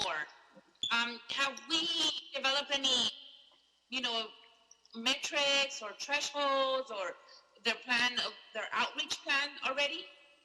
Well, we're going to be, once we have this agreement in place, we'll be able to release the grants through the LACC. They will help us to manage the grants and pay the invoices for all these nonprofits. Okay. I think after today's meeting, I want to follow up and just get more details on this. Paul and Alex, just get a thorough understanding of what is really happening. But I also want to make sure that we also, it's the first time that I hear LACC doing education campaign. They probably do it, and I just don't know about it. But because it's such a huge amount, I would want to see what exactly, how is the money going to be spent on all of these different type of projects? Yeah, Commissioner, we have used LACC previously for the Youth Old program, household hazardous waste events. And in this case, we're looking for them to help us disperse funds to nonprofit organizations and community. So I will bring in the project manager for a briefing after this one. So they're like in a sense, they're going to be utilized, LACC will be utilized as a fiscal sponsor to sub with other nonprofits that will do the outreach. They'll be exactly like a clearinghouse for us, exactly. Okay, understood. Okay, I still want to follow up with you guys. So after today, maybe we can set up a meeting so I can get more of an understanding of what is expected from LACC and the nonprofits. Absolutely, would love that. We'll bring right staff to the meeting.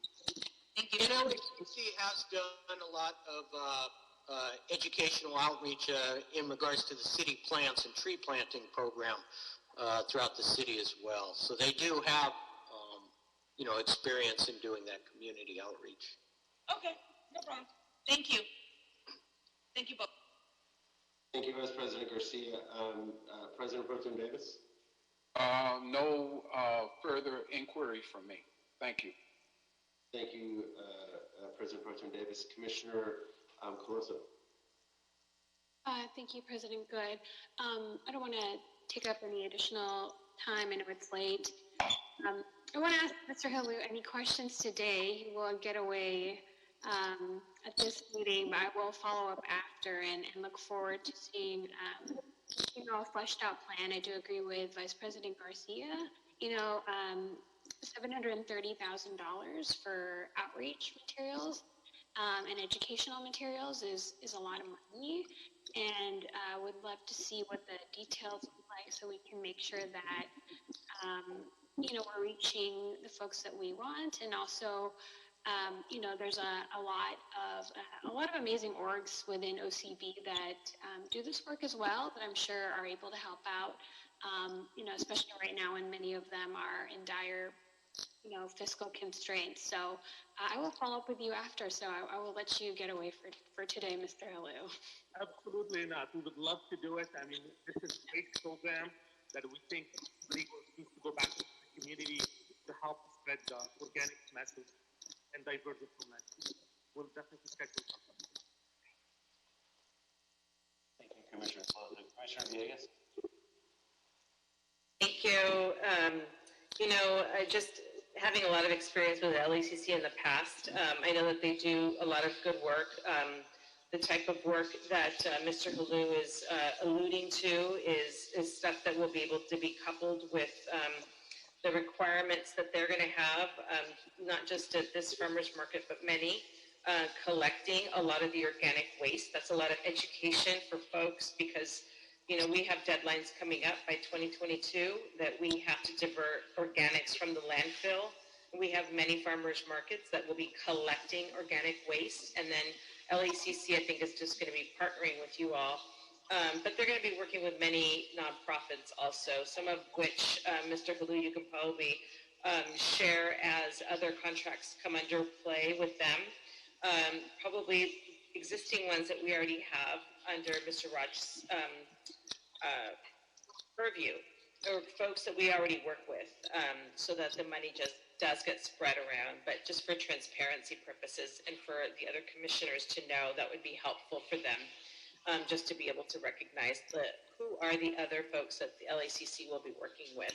As you get that underway, I think it will be helpful. But I'm not surprised that LA SAN is working with LACC, because they just do a lot of good work, and we have youth also that are being displaced as well, because there isn't enough work at LACC right now to do the traditional work that they're used to, and this is a big help for them, for the youth, to keep them active as well during this pandemic. So I don't have any further questions. Sorry for my long-winded comment. Okay. Thank you. So I do have a couple of questions. I get the RECICLA stuff, and I very much agree that LACC has the capacity to do the education and outreach. Where do they come into it seems like an interesting coupling, the Gaffey Street Community Garden and the RECICLA work. How did that? Commissioner, where's the money from Gaffey? I mean, I get the RECICLA money is coming from RSPs, the RECICLA service providers, but where's the money coming from for the Gaffey Street Community Garden piece? Yeah, so those are two separate projects. They were two different requests from the Bureau of Sanitation, so they're not necessarily related, other than the fact that sanitation had requested two different reasons to piggyback with LA Conservation Corps on that. I think I don't have the board report up because my remote connection thing keeps blanking out on me right now, but I believe it is listed in the board report. Unfortunately, I didn't have a paper copy, and my remote connection is faded out on me. Yeah. So, but it does come from a different fund. Yeah. Not from the recycler funds, from Bureau of Sanitation. And the 650K is for the RECICLA work, and the 80K is for. That's correct. Yes. This is a significant amount of money. I'm bought into both programs, but I was not briefed in advance on this. I still have actually. I want to understand this better in light of our current budget context, and this will definitely have to go through the cost containment process. What I'd like to do is continue this item till the Friday of the first week of January, or of our first week back, and I at least personally want to be briefed on this a little more quickly. Thank you, President Good, for actually bringing that up. I'm glad you did. I also want to be briefed and really understand the rest of this contract. It's awfully a lot of money. Yes. Yeah. So let's do that. Dr. Campos, let's continue the item until the Friday. I don't even know what the day is. Friday, January 8th. Friday, January 8th. 2021. Yes. Important note. Let's do that, and then Alex and Paul, if you can please, at least on my behalf, the commissioners who have expressed a desire to get more information to do a briefing that week, that would be terrific. Okay, that's fine. Yeah, I'll definitely get available. I'm sure Alex will as well. Okay. Yeah, President Good, if you would like to move it to the extra week, I know the holidays coming in, we have no objection. If Oh, then let's do that, because you're right. It's all gonna, I would like everything. to spend enough time to go with the commissioners over the items. I apologize why staff did not. I was here for the other item, but Okay. I'll be more than happy to sit down and explain what we're doing at the gardens in the harbor area. It's a great project. And again, I apologize if staff did not brief me on those. But I'm okay with delaying it to the following week with conference approval. So let's do that. Let's move it, let's continue to Friday, January 15th, Dr. Campos. Okay. Any objections, colleagues, we good? Yes, that's great. I agree. Thank you. No problem. Thank you, Paul. I agree. Let's move to item number 13. Item number 13 is a request for qualifications, RFQ. Ollie VCSC is here with us. For landscape and site services, recommending the board authorize the Director of Bureau of Sanitation or his designee to, one, distribute and advertise the transmitted RFQ for landscape and site services to establish 2 on-call lists of contractors for small and large work packages for landscape and site services for all of the Bureau of Sanitation facilities. 2, evaluate the statements of qualifications and select the most qualified proposers based on established rating criteria. 3, negotiate contracts with the most qualified proposers. 4, return to the Board of Public Works for authority to award and execute the negotiated contracts subject to mayor and city council approval. And 5, establish ranking for the most qualified proposers by random drawing in order to create the initial on-call contractor lists. Do we have any public comment, Dr. Campos? Mr. President, at this time, we do not have anybody with their hand raised. Okay, then we have Ali Pusti and Ali Visi with us. Good afternoon, good evening, gentlemen. Hi, Ali. Good afternoon, President Good, Commissioners, Council, and Dr. Campos. I'm here to request authority to distribute request for qualifications to establish 2 on-call contracts for what we're calling small and large packages. One list will have contractors that bid on large packages, and large packages are determined by monetary value above $50,000. Small packages are packages up to $50,000. So sanitation owns many facilities across the city, and our staffing level isn't at the level where we can maintain all of our facilities properly. So we're looking to establish 2 new on-call landscape and site services contracts. And as I mentioned, the small packages will be less than $50,000 and the large packages will be $50,000 and up. So when proposals are submitting their SOQs, they're required to select which list they want to be on. So there's no double dipping. Either you're on a small list or you're on a large list. The scope of the services include general landscape, hardscape maintenance, landscape feature maintenance, construction and repair, tree trimming, nursery support, professional landscape architectural services, and herbicide and pesticide services. The term of the contract will be 5 years with 2-year renewal extensions for a total of 9 years. The total contract ceiling is $14.4 million or $1.6 million annually.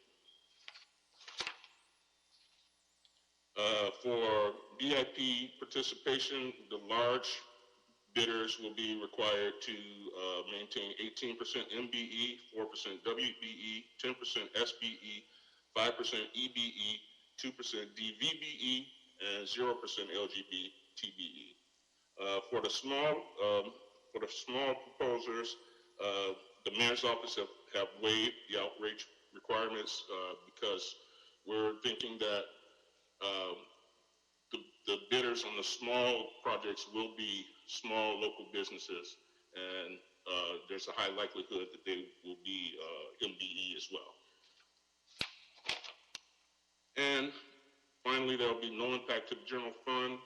It's all special funded, and like I said, the total over the 9 years is $14.4 million.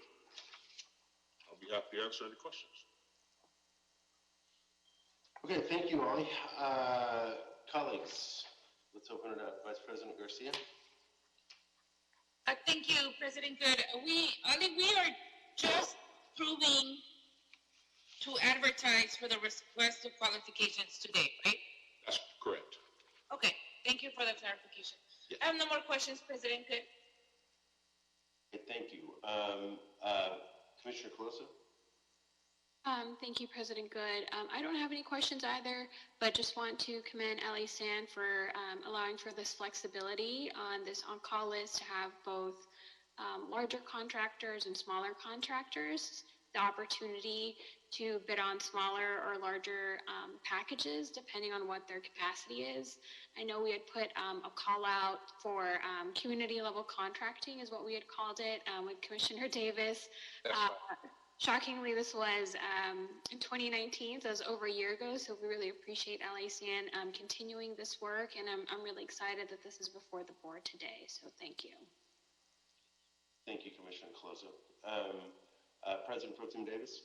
Yeah, I echo the remarks of my distinguished colleague, Jessica Colosa, in terms of us doing this project and really expanding the possibilities of inclusion of various different types of smaller businesses. I think our goal has always been, even though it might be unwritten, to be an economic force for business opportunities in this region. And so I think doing these kind of projects really helps us tremendously. And I'm really proud that sanitation has seen fit, given the ratepayer dollars that they have and the way that they have been able to create opportunities with those ratepayer dollars. I'm very glad to see it being done in this way. And I think it's going to be a lot of added value to what we seek to achieve. Thank you. Thank you, President Pro Tem Davis. Commissioner Villegas. Thank you, President Good. I actually have questions, just a question for Mr. Ali BC. You know, we are going to be asking for requests for qualifications for some of the maintenance work at some of the sites, the facilities from LA San. And the amount of money that we're going to be, when all is said and done, spending on this seems, it seems a lot. I'm wondering, and maybe you guys have already thought about this, is this something that, our team from Streets LA under our urban forestry can do any kind of, maintenance, seeing that a piece of this is maintenance, just so that we are able to keep our staff still working and avoid any kind of layoffs, any potential layoffs. Yes, thank you for your question. We have considered that, and we actually reached out to Streets LA, and they informed us during the 1022 process that they did not have the staff to support what we're asking for. Commissioner, for the record, the 1022 language is in the report here. However, on page 7, I do point out that it was done in 2016, according to the report. And that is correct, yes. Well, that actually was going to be my next question too, Ali, which is, and is Streets LA the only potential source? Within the city, as far as I know, yes. Sanitation doesn't have any of that capacity internally? We have some capacity, but we have our facilities are so spread, so far apart, and just the commute to get there and back, and I also have a shortage of staff right now at this time too. Right. So those communications were done recently with Streets LA? Like Mr. Jordan said, the 1022 was done in 2016. That's right, you've been working. That's right, No, I'm talking about like the maintenance or all of that for the facilities from LA Sand? I don't remember the last time we had a conversation with them. It would have had to been probably 2018 or so. But Okay. their response at that time was the same. Okay, all right. Would it be at all possible just to, because times have definitely changed from, for the last few months, just with COVID, to relook at that again? Would this be possible, to have a communication with Streets LA or Urban Forestry folks We could certainly do that, yes. before the RFQ goes out? Sure. Mr. Jordan, am I out of line? Can I request that? Yeah, I don't know what the urgency is for sanitation on the item. It's a little trickier because we're about to go on recess. But if you want, and if it's not going to impact the LA sanitation, you can sort of hold this item and bring it back, in our meetings that are going to resume in January, and then maybe in that intervening time,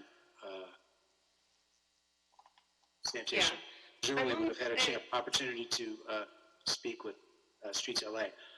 I mean, I pointed out the timing of the 1022 only because really the situation is quite a bit different now in 2020. The availability of staff, however, or lack of availability of staff, may not have changed in the intervening time. But it was a good question.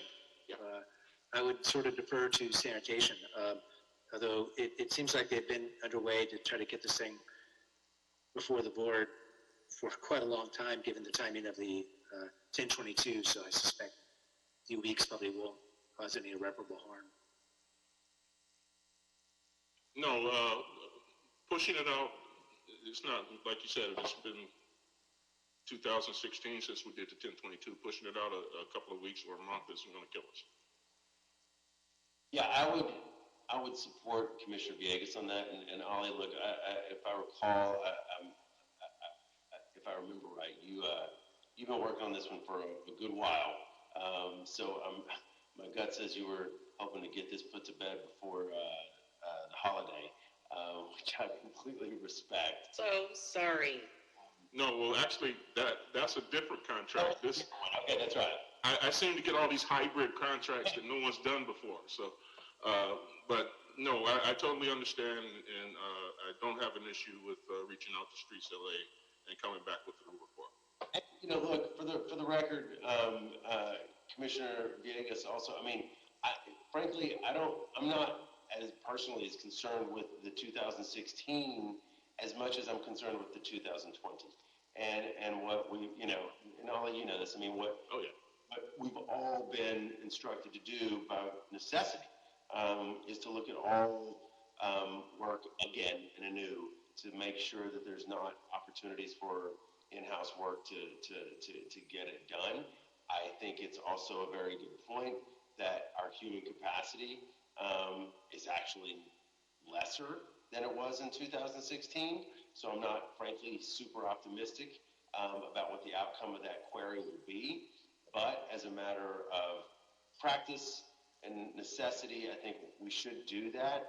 And I would even suggest, Ollie, if you don't, I would suggest and ask that you also query GSD about this as well, and whether or not they may have capacity. And if I'm missing anybody, Dr. Campos, if you've got any suggestions, but certainly I think GSD should be checked in with. And look, the practical reality is that for any ultimate contract to be let in the current circumstance, the CAO and the mayor's office would expect us to have done a sort of renewed 222 anyway. So we should just get that done.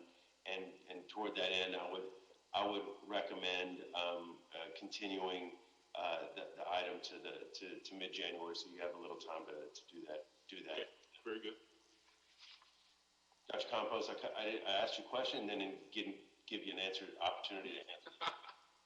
I was waiting for an opportunity to jump in, but Commissioner Villegas' question is a great question, and I think for clarity, are you asking the Bureau just to go back and check to see if there's resources available in the Bureau of Street Services and now perhaps GSD, or are you asking the Bureau to go back and update its 1022 process? The reason I ask for that delineation or that distinction is that if you do the former, it can quickly be done and the item can come back to the board. If you're asking them to do the latter, which is updating the 1022 process, that may take several weeks, and it does require personnel, CAO's office, and other departments to actually go in there or to review the updated 1022 and then either approve or reject it. So you're almost asking the Bureau to restart that process in the former scenario. So I just want to be very clear, which path are you asking the Bureau to take? Thank you. I am not familiar with the 1022 process. I will, during our break, I'll go ahead and look at that. But I am not asking for that process to be updated. I'm asking if LA SAN can communicate with now GSD and with Streets LA to see if either of those bureaus have the capacity to be able to do some of the work that LA SAN is putting out, after the RFQ is going out, and then it'll be an RFP. So I'm asking if they can check in, if the other bureaus can check in with one another, seeing that we're in just a dire financial straits. I know that I only asked this piece because, Streets LA is taking on work from LA DOT and is now taking on work from Metro, just to be able to keep their staff, working and to be able to keep them sustained. And so this is just another method for them to be able to keep up with their, finances and their budget and keep their staff employed. Well, both Streets LA and GSD are largely general funded departments as well. And in this process and frankly in the layoff preparation, there's going to be vulnerabilities there. So Dr. Campos, even if you're not Commissioner Villegas, I'm inching towards actually revising the 1022 process. I mean, I have a feeling under any circumstance that would be requested, but I just don't know that there's any way around that. And Ollie, again, I apologize for your work, but at this moment, we're just at a place where we have to make sure that there's no opportunity for city employees to do this work that goes unchecked. That's my inclination. Yeah, and they may indeed come back and say that they don't have the capability to do it. I don't know. That's why I've asked the question. It's an excellent question, Fernando Campos, Executive Officer. Excellent question, Commissioner. I think I concur with President Good in going back and updating the 1022 process. City Council did approve a recent proclamation, the Financial Emergency Proclamation, in October of 2020 that does require the general manager, in this case the Board of Public Works, to do its due diligence to ensure that any work that's being outsourced cannot be performed by employees that may potentially be laid off or impacted by furloughs. So I think that this is a good exercise to update the 1022 and have the most recent information in compliance with that emergency proclamation just recently adopted 2 months ago by City Council. Yeah, Ollie, you can curse us later, but I'm going to... No. Gentlemen. I would, unless you want to, Commissioner Villegas, I would say let's continue this to January and ask that sanitation revise the 1022 process on this. I'll restart the process. Okay. I appreciate it. Thank you. I agree. No worries.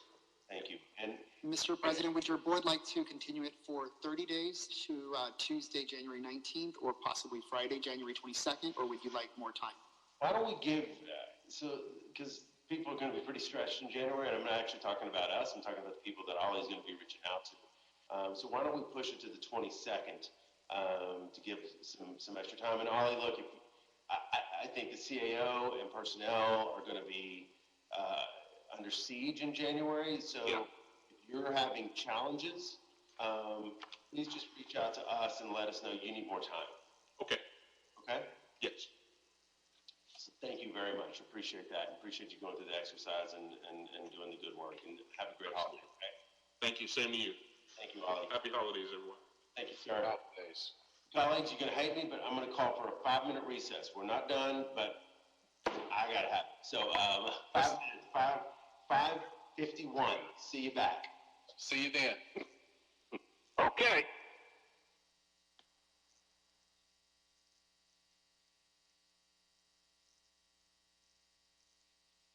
Recording.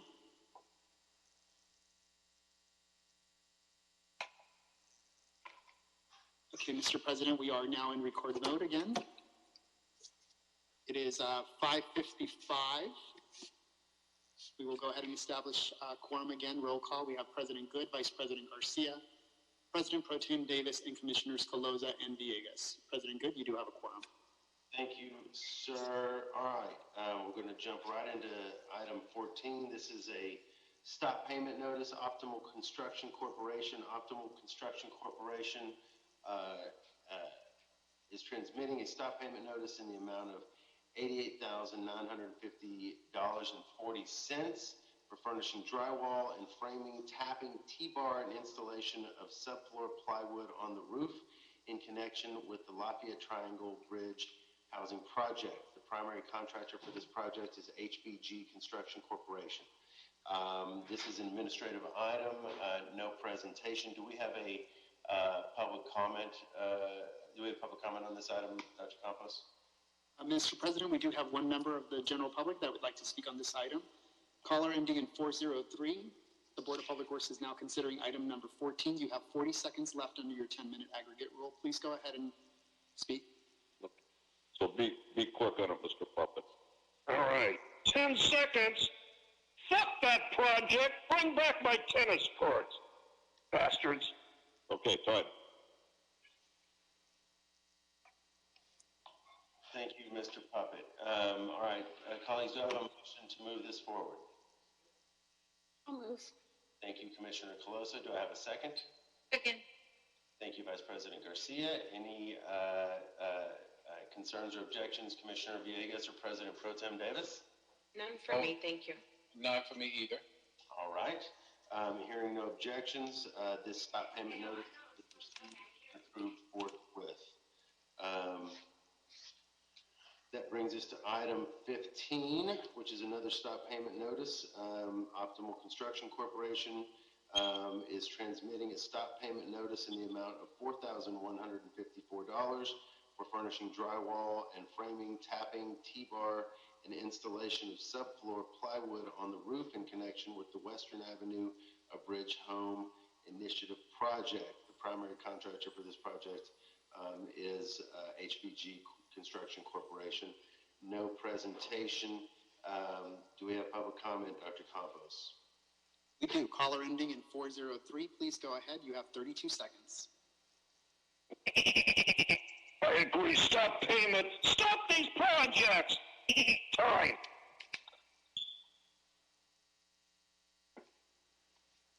Thank you.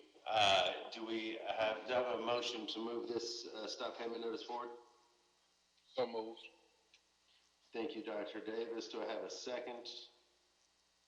I'll second that. Wow. Great zeal on this. I've got seconds from Commissioner Villegas and Vice President Garcia. Any objections or concerns, Commissioner Calosa? None, thank you.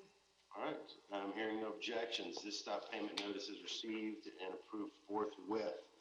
All right.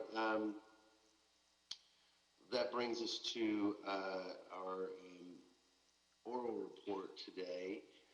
This is a status update on major upcoming street improvement projects by the Bureau of Street Services. I think Antonio Becerra is with us. Mr. Becerra? Hello, Antonio. Is that your office? It's actually my home office. Yes. Nicer than mine. Good job. All right, sir. How you doing? Good, good. How's everyone doing? Very good. Okay, so let me tell us all about the work. So, good evening, President Good, Commissioners, Bureau Representatives, City Attorney, and Executive Officer. My name is Antonio Becerra Jr., Superintendent with Streets LA. In order to keep the public informed on the upcoming resurfacing projects and to minimize the impact on the community as well as delays to the commuters, Streets LA would like to provide you with an update on all major upcoming street improvement projects. The following projects are scheduled as follows. In the Metro Resurfacing Region, Tuesday, December 22nd, 2020, and Wednesday, December 23rd, 2020, from 6:30 a.m. to 3 p.m., we will cold mill and pave MLK Jr. Boulevard from Alameda Street to Compton Avenue in CD9. Southeast Central Avenue Neighborhood Council. Funding for this project is Pavement Preservation Program. During the week of December 20, 2020 through December 26, 2020, the Metro Resurfacing Region will complete 7 projects for a total of 4.06 lane miles.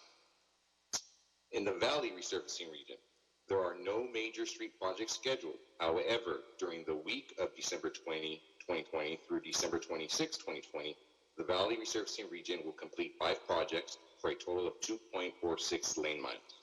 The press releases were broadcasted, work notifications have been issued, and Streets LA has coordinated with the Council District's office to assist with the outreach to stakeholders. We have also coordinated with Los Angeles Department of Transportation for traffic control assistance. This concludes my report. Thank you, Antonio. Any public comment on this item, Dr. Campos? We do. We have caller ending in 403. Caller ending in 403. You have 24 seconds. Please go ahead. Good report. Happy holidays.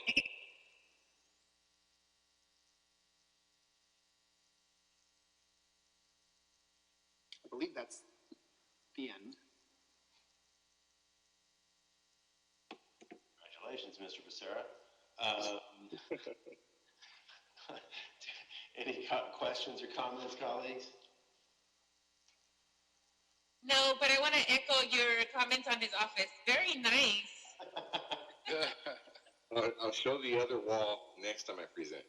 Wow. Or actually, here, maybe I'll just give you a little tidbit. Oh, wow, look at that. That's the lake. Nice jerseys there. Yeah. Antonio, collection. When COVID's over, if you're looking for guests. Most definitely. Not a problem at all. Did you do that or did your wife do that? Actually, she let me do it. I'm going to say that. No, she let me do it. I've been collecting. I'm an avid sports collector, so I've been collecting since I was like 9. So I have a lot of autographs. I have old autographs from the Dodgers like Jackie Robinson, Sandy Koufax, and so forth. So I'm an avid collector. Wonderful. Very nice. Love it.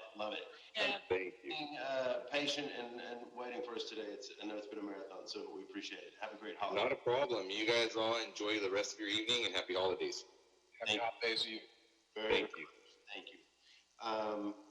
Okay, colleagues, we have a second special.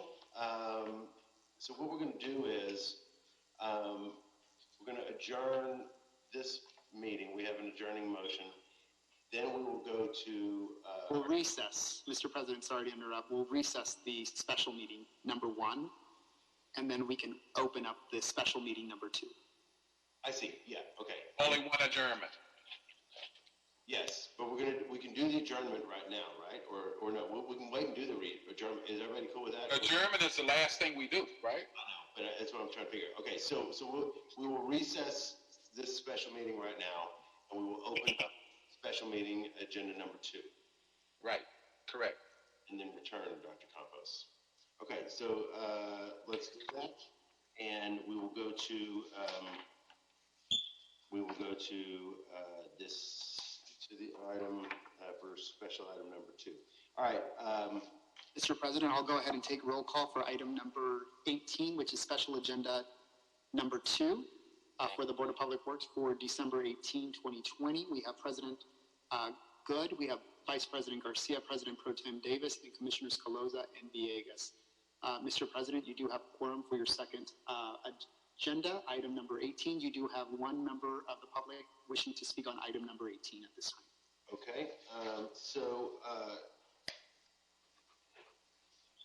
the second special? Sorry.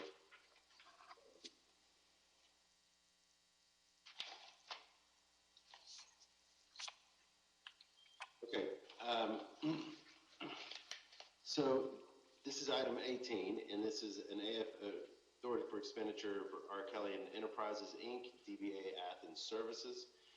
Bureau of Sanitation and Office of Accounting are requesting board approval and execution of an authority for expenditure in the amount of $9 million to increase encumbrance to process approximately 420 tons per day of blue bin residential curbside recyclables collected from East and West Valley from July 1, 2020 to June 30, 2021.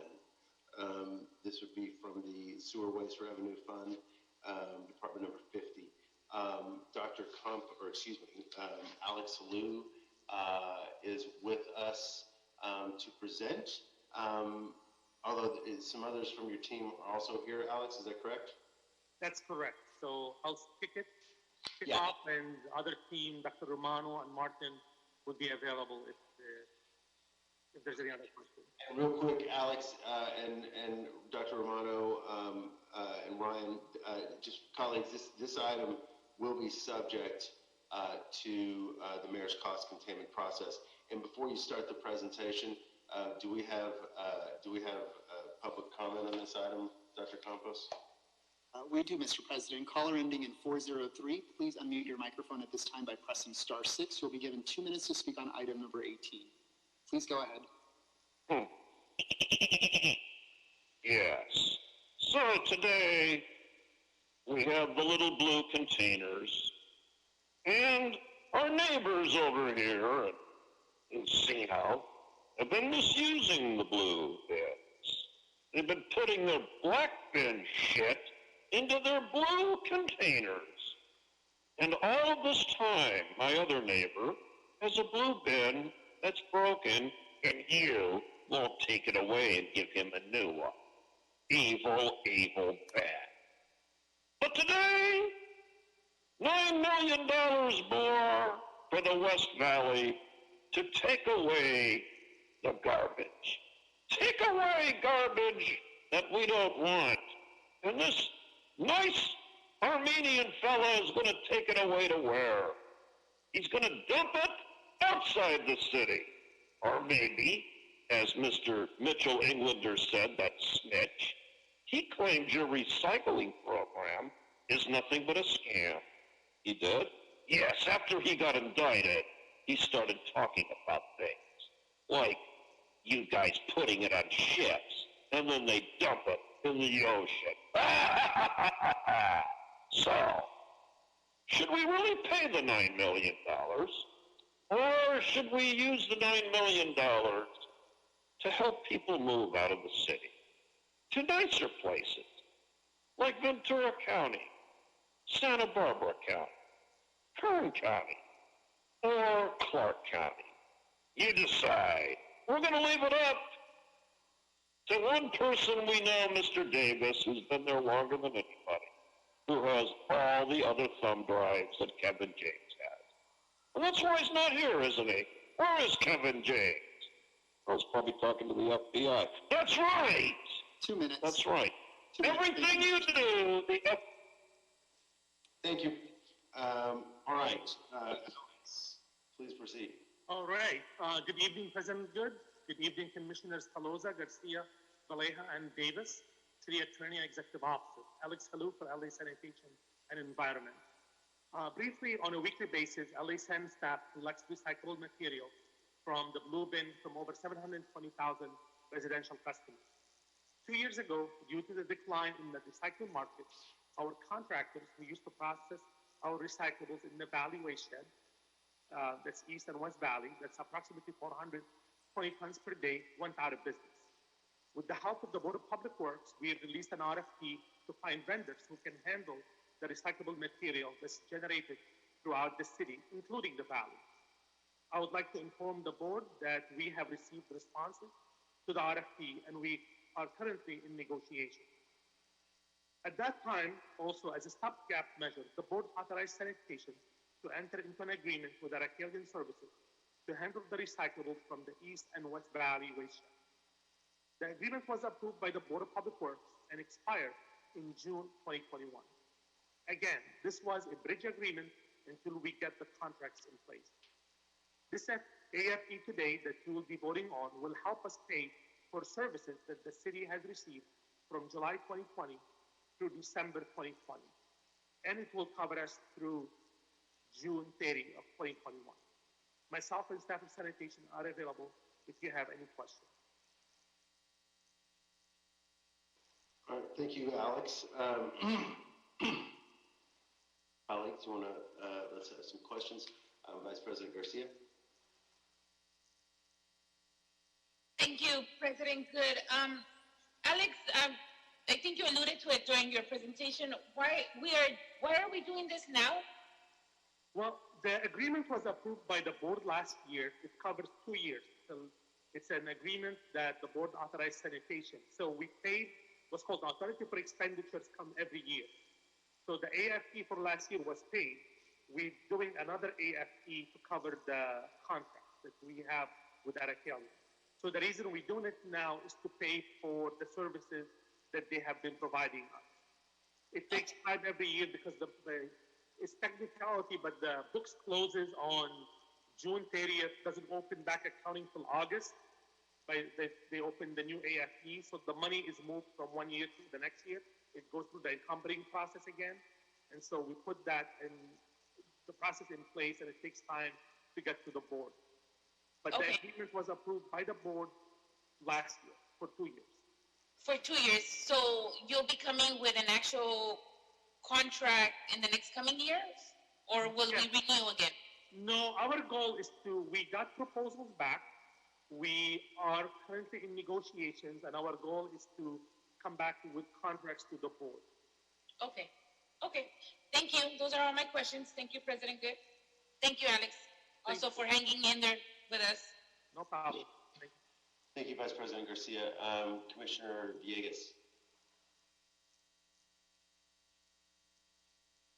I'm good, thank you. I have no questions. Thank you, Mr. Halou.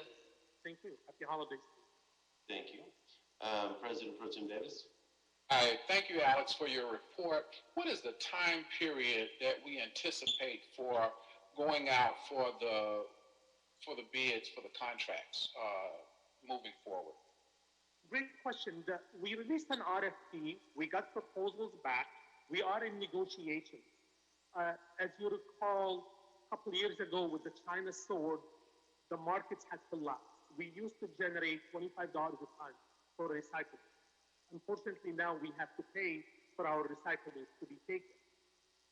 We are working right now through this new RFP and in the negotiation to have a sliding scale. So if the markets improve, we can generate revenue to the city, and if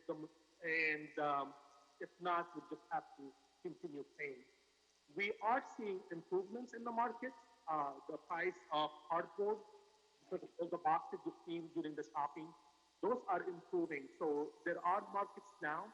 We went down to about maybe $50 a ton for the cardboard. Right now it's over 100, and it's climbing. So the markets are improving. We do still have some challenges on certain plastics that cannot be recycled, and those are really the challenge that we are trying to address. I see. So we depend on our consultants to help us with the challenges for which we would like to have new solutions. Is that correct? And obviously we use best practices in some of this work. Well, we do not have consultants. We have what's called material recovery facilities. These are our contractors. I see. Select our staff, sanitation staff, city staff, select the blue bin. We take it to a material recovery facility. So when you put the blue bin, we put our cardboard, we put our plastic, we put aluminum. And so these facilities are automated where they recover some of the stuff. And some of the items have to be manually removed. Okay. So we depend on those material recovery facilities. Once they segregate the material into different bales, what they do, they take that and then they market, they sell it. The big markets right now we're seeing, for example, Southeast Asia, the Vietnam is opening up, Indonesia, Thailand, they need a lot of this fiber. The American fiber is really long, and the strength of it is better than other stuff on the market, so we have a big demand for our products. Great. Thank you so much. Appreciate it. You're welcome. Commissioner Colosa. Thank you, President Good. Hi, Mr. Halou. What a tremendous honor for you to be our last item of the year. I'm sure you waited for this for all day. But I only have really one question for you. I look forward to receiving and reviewing the responses to the RFP that we put out for this. But my only question for this IFE was whether or not this was the anticipated cost that you all projected, or was this more than what we anticipated paying? If the question, Commissioner Colosa, deals with the existing AFP in front of you, that is what we expected when we signed that agreement and we brought it to the board about 2 years ago. But we had that. Now, the new ones are different, obviously, in negotiations, and we'll be glad to brief the board on what's being recycled, what's not recycled, what certain decisions we as a city have to take moving forward about certain that are in the blue bin. But this is expected. We did not. Okay. Yeah, I was just curious whether or not there was an increase in the amount of people using the blue bin because they were at home more. So, just the shift of where people are at home versus in the office, and whether or not that impacted the cost of this AFE. Oh, I'm sorry, you meant, okay, I was thinking about price per ton. I'm sorry. The amount of recyclables, I'm sorry, the tonnage, you're right. The amount of tonnage that we are collecting now has increased since March. However, it has basically plateaued. So it went up and it stayed at the same level. We are not seeing, a bigger increase than what we have seen before. The cardboard is great stuff for us because the more we see cardboard, the more aluminum we see, plastics 1 and 2, those are great. Although we're collecting those, it's actually creating revenue on the other side of the equation for the city. So, so it's a double edge. We would love to get more cardboard. We'd love to get more CRV, like cans, aluminum. Those are great to be in our blue bin. Thank you for your explanation, Mr. Halou. Thanks for your patience. I don't have any further questions. Thank you. Happy holidays. Commissioner Villegas. Thank you, Commissioner Colosa. You already called on me. Oh, I'm sorry. It's a long day. We're almost done. As Garcia, have you had a chance? President Pro Tem Davis? I've already. Oh, everybody. We're done. Yeah. All right. Somebody needs to move it in second. I'm gonna annoy everybody. I do have some questions. So Alex. Oh yeah. Walk me through this. I mean, look, this is $9 million. So I need to understand this. So what was voted on 2 years ago? I mean, I understand the market's collapsed. I mean, I'm certainly cognizant of that, and you and I've talked about it many times. But I need to walk me through the continuum of where we're at today. Okay, just a brief background, because I know some of the commissioners have voted on this before, but briefly what happened, we had 2 vendors who were processing material in East Valley and West Valley at the time. Those vendors basically went out of business because they could not continue to operate. Even when the city at that time was able to place more money into their operation by paying more for per ton processing, they could not. It was just too expensive. We were looking at that time, President Good, about $200 per ton for recyclable material. So then they were struggling. And so the markets were very tough on them. So they came to us, and working with the city attorney, we were able to take them off their contracts. So they basically walked away from their contracts, and that was a mutual between us and their attorneys, and that left us with a void. Where do we take our recycling? So at that time, working with the board, Alex, this was roughly when? I mean, Rowena could help me, but I believe that was in 2018, 2019 time. Okay. And so at that time, Kevin. Yes, that was 2018. 2018, Rowena? Yes, President. At that time, we worked with President James, and we looked at what we need to do. So the first option for us was immediately to release and work on an RFP that we can put so we can get the best price on the market. The second thing was to find out who could process this material. There weren't many options. We had two. One of them was extremely expensive, and they could only pay a small amount of the 420. The other option was Allocation Services, who could take East and West Valley. They had to do adjustment in their own operation and remove some of the other customers they had to other sites. So without having, basically we didn't miss a beat, to speak, because we had the help of the board and the city attorney. We moved immediately, and we had an agreement that we were moving 420 tons a day from East and West Valley into the East Valley to go to the top rated asking service. And so, Alex, real quick, so that was an AFE. Wow. So one action was to launch into the RFP process, which we're almost to the full realization of. The other was an AFE. The AFE was coupled with the letter of agreement for 2 years, because we knew the RFP takes a couple years to get out. Sure. So we did not want to, we wanted to be open with the board, and the board recognized that we do need a couple years to get an RFP on the street, get the responses, be able to evaluate, see how the markets are functioning. So the AFE came in the same time as the LOA. The LOA covered 2 years. The AFE is only yearly, it's done on a yearly basis and expired by June 30th every year. So it started on June 30. So year one was June. July 1st, 2019. It expired June 30, 2020. 2020, and that was also $9 million. I don't know the exact amount. The one probably would know. Yes, it was. It was a total for 18 million, and we split it 9 and 9. Got it.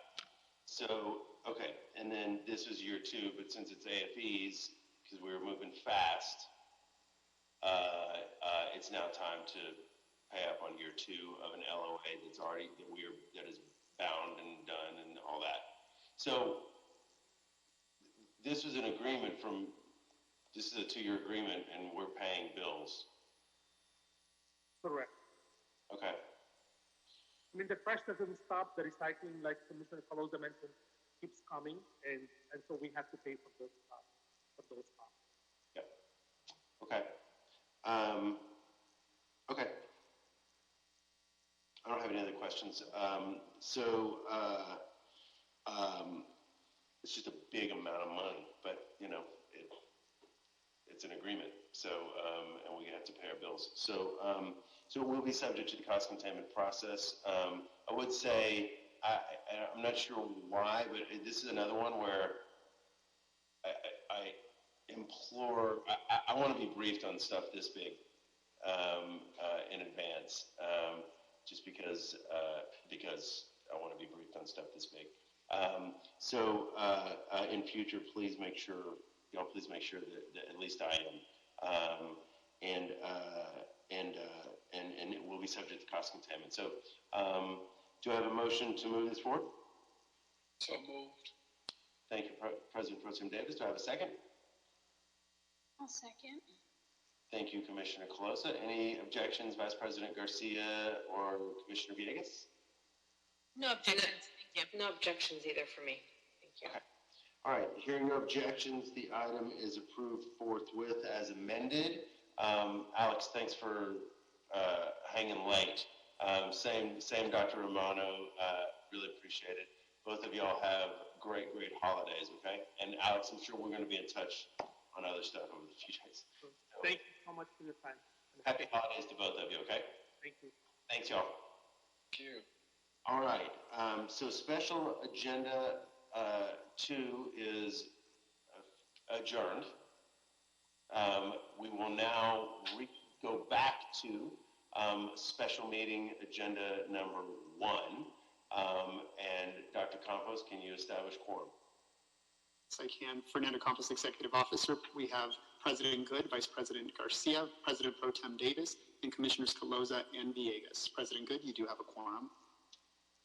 All right, thank you. So we are actually at adjournment on special agenda 1. Dr. Campos, I would like to invite you to offer up an adjourning motion. Thank you, Mr. President. Fernando Campos, Executive Officer with the Board of Public Works, and distinguished honorable commissioners. It's my privilege and my honor to adjourn in the memory of Jose Guadalupe Diaz. I want to acknowledge the family and friends that are joining us today on Zoom, and we understand that it was a long meeting, and thank you for your patience and understanding as we went through a long agenda in our last meeting before the end of the calendar year of 2020. Jose Guadalupe Diaz was born on December 17, 1934, in Guadalajara, Jalisco, Mexico. He arrived at San Fernando, California in 1955, and on May 25, 1956, he married the love of his life and lifelong partner to be Carolina Portocarrero. Mr. Diaz loved life, from fishing with his kids and grandkids to jogging almost every day to spending sweet summer days camping with his family. He was always in a jolly mood and had the most contagious laugh and smile that made your day that much better. But Mr. Diaz was not all play and no work. He was a hard worker, providing for his family no matter what challenges they faced. He retired after working 30 years with General Motors at the plant in Van Nuys, California. And even after his retirement, you would hardly find him sitting for long. With energy you would expect to find in a 20-something-year-old, Mr. Diaz was always working on something, whether it be working on his home or those with his friends and family, or continuing to perfect his craft of wrought iron work. He always had a project going on. His work ethic was unrivaled. Mr. Diaz passed away on November 20th, 2020, but his legacy lives and he is survived by 6 kids, 21 grandchildren, 25 great-grandchildren, and 1 great-great-grandchild. And of the grandchildren, 3 of them work right here in the city of Los Angeles, their city family. Our very own Daniel Valencia at the Board of Public Works with the Office of Community Beautification. Hugo Valencia at the Department of Water and Power, and also Jason Valencia, who was previously with the Board of Public Works family and will always be a Public Works family member with us, and is now with the Department of City Planning. I now therefore move and respectfully request that this honorable Board of Public Works adopt an adjourning resolution to spread on the minutes in our official records of the Board of Public Works the great sorrow learned of the death of Jose Guadalupe Diaz, and as a further mark of respect that the Board adjourn in his memory. May Jose Guadalupe Diaz rest in peace. Mr. Chair, I will now turn it over to your honorable board to adopt without objection the motion and adjourn today's meeting of December 18, 2020 in Jose Guadalupe Diaz's memory. Thank you, Dr. Campos. That is the definition of legacy. Wow. Thank you, Mr. Valencia. Thank you to all the family. And Danny, if you're on, thank you so much. Colleagues, I guess I just motion to adjourn. Is this our very last meeting, Mr. President? Indeed it is. So I would motion to adjourn, and on that note of sorrow and remembrance and honor. Yes. And respect. I would also offer up that there's a light at the end of the tunnel we've all been in, and let's run to it.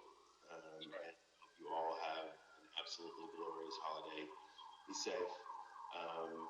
Get ready, buckle up, because we've got quite a ride in 21, and everybody's got to be on their A game. So happy holidays, ladies and gentlemen. It's a pleasure working. Let's do it. Happy holidays, everybody. And thank you, Commissioners. And thank you, Dr. Campos. And Mr. Jordan. Happy holidays. Okay. Happy holidays. Thank you, everybody. Happy holidays. Happy holidays. Great job, Fernando. Thank you, Fernando. Thank you. Happy holidays.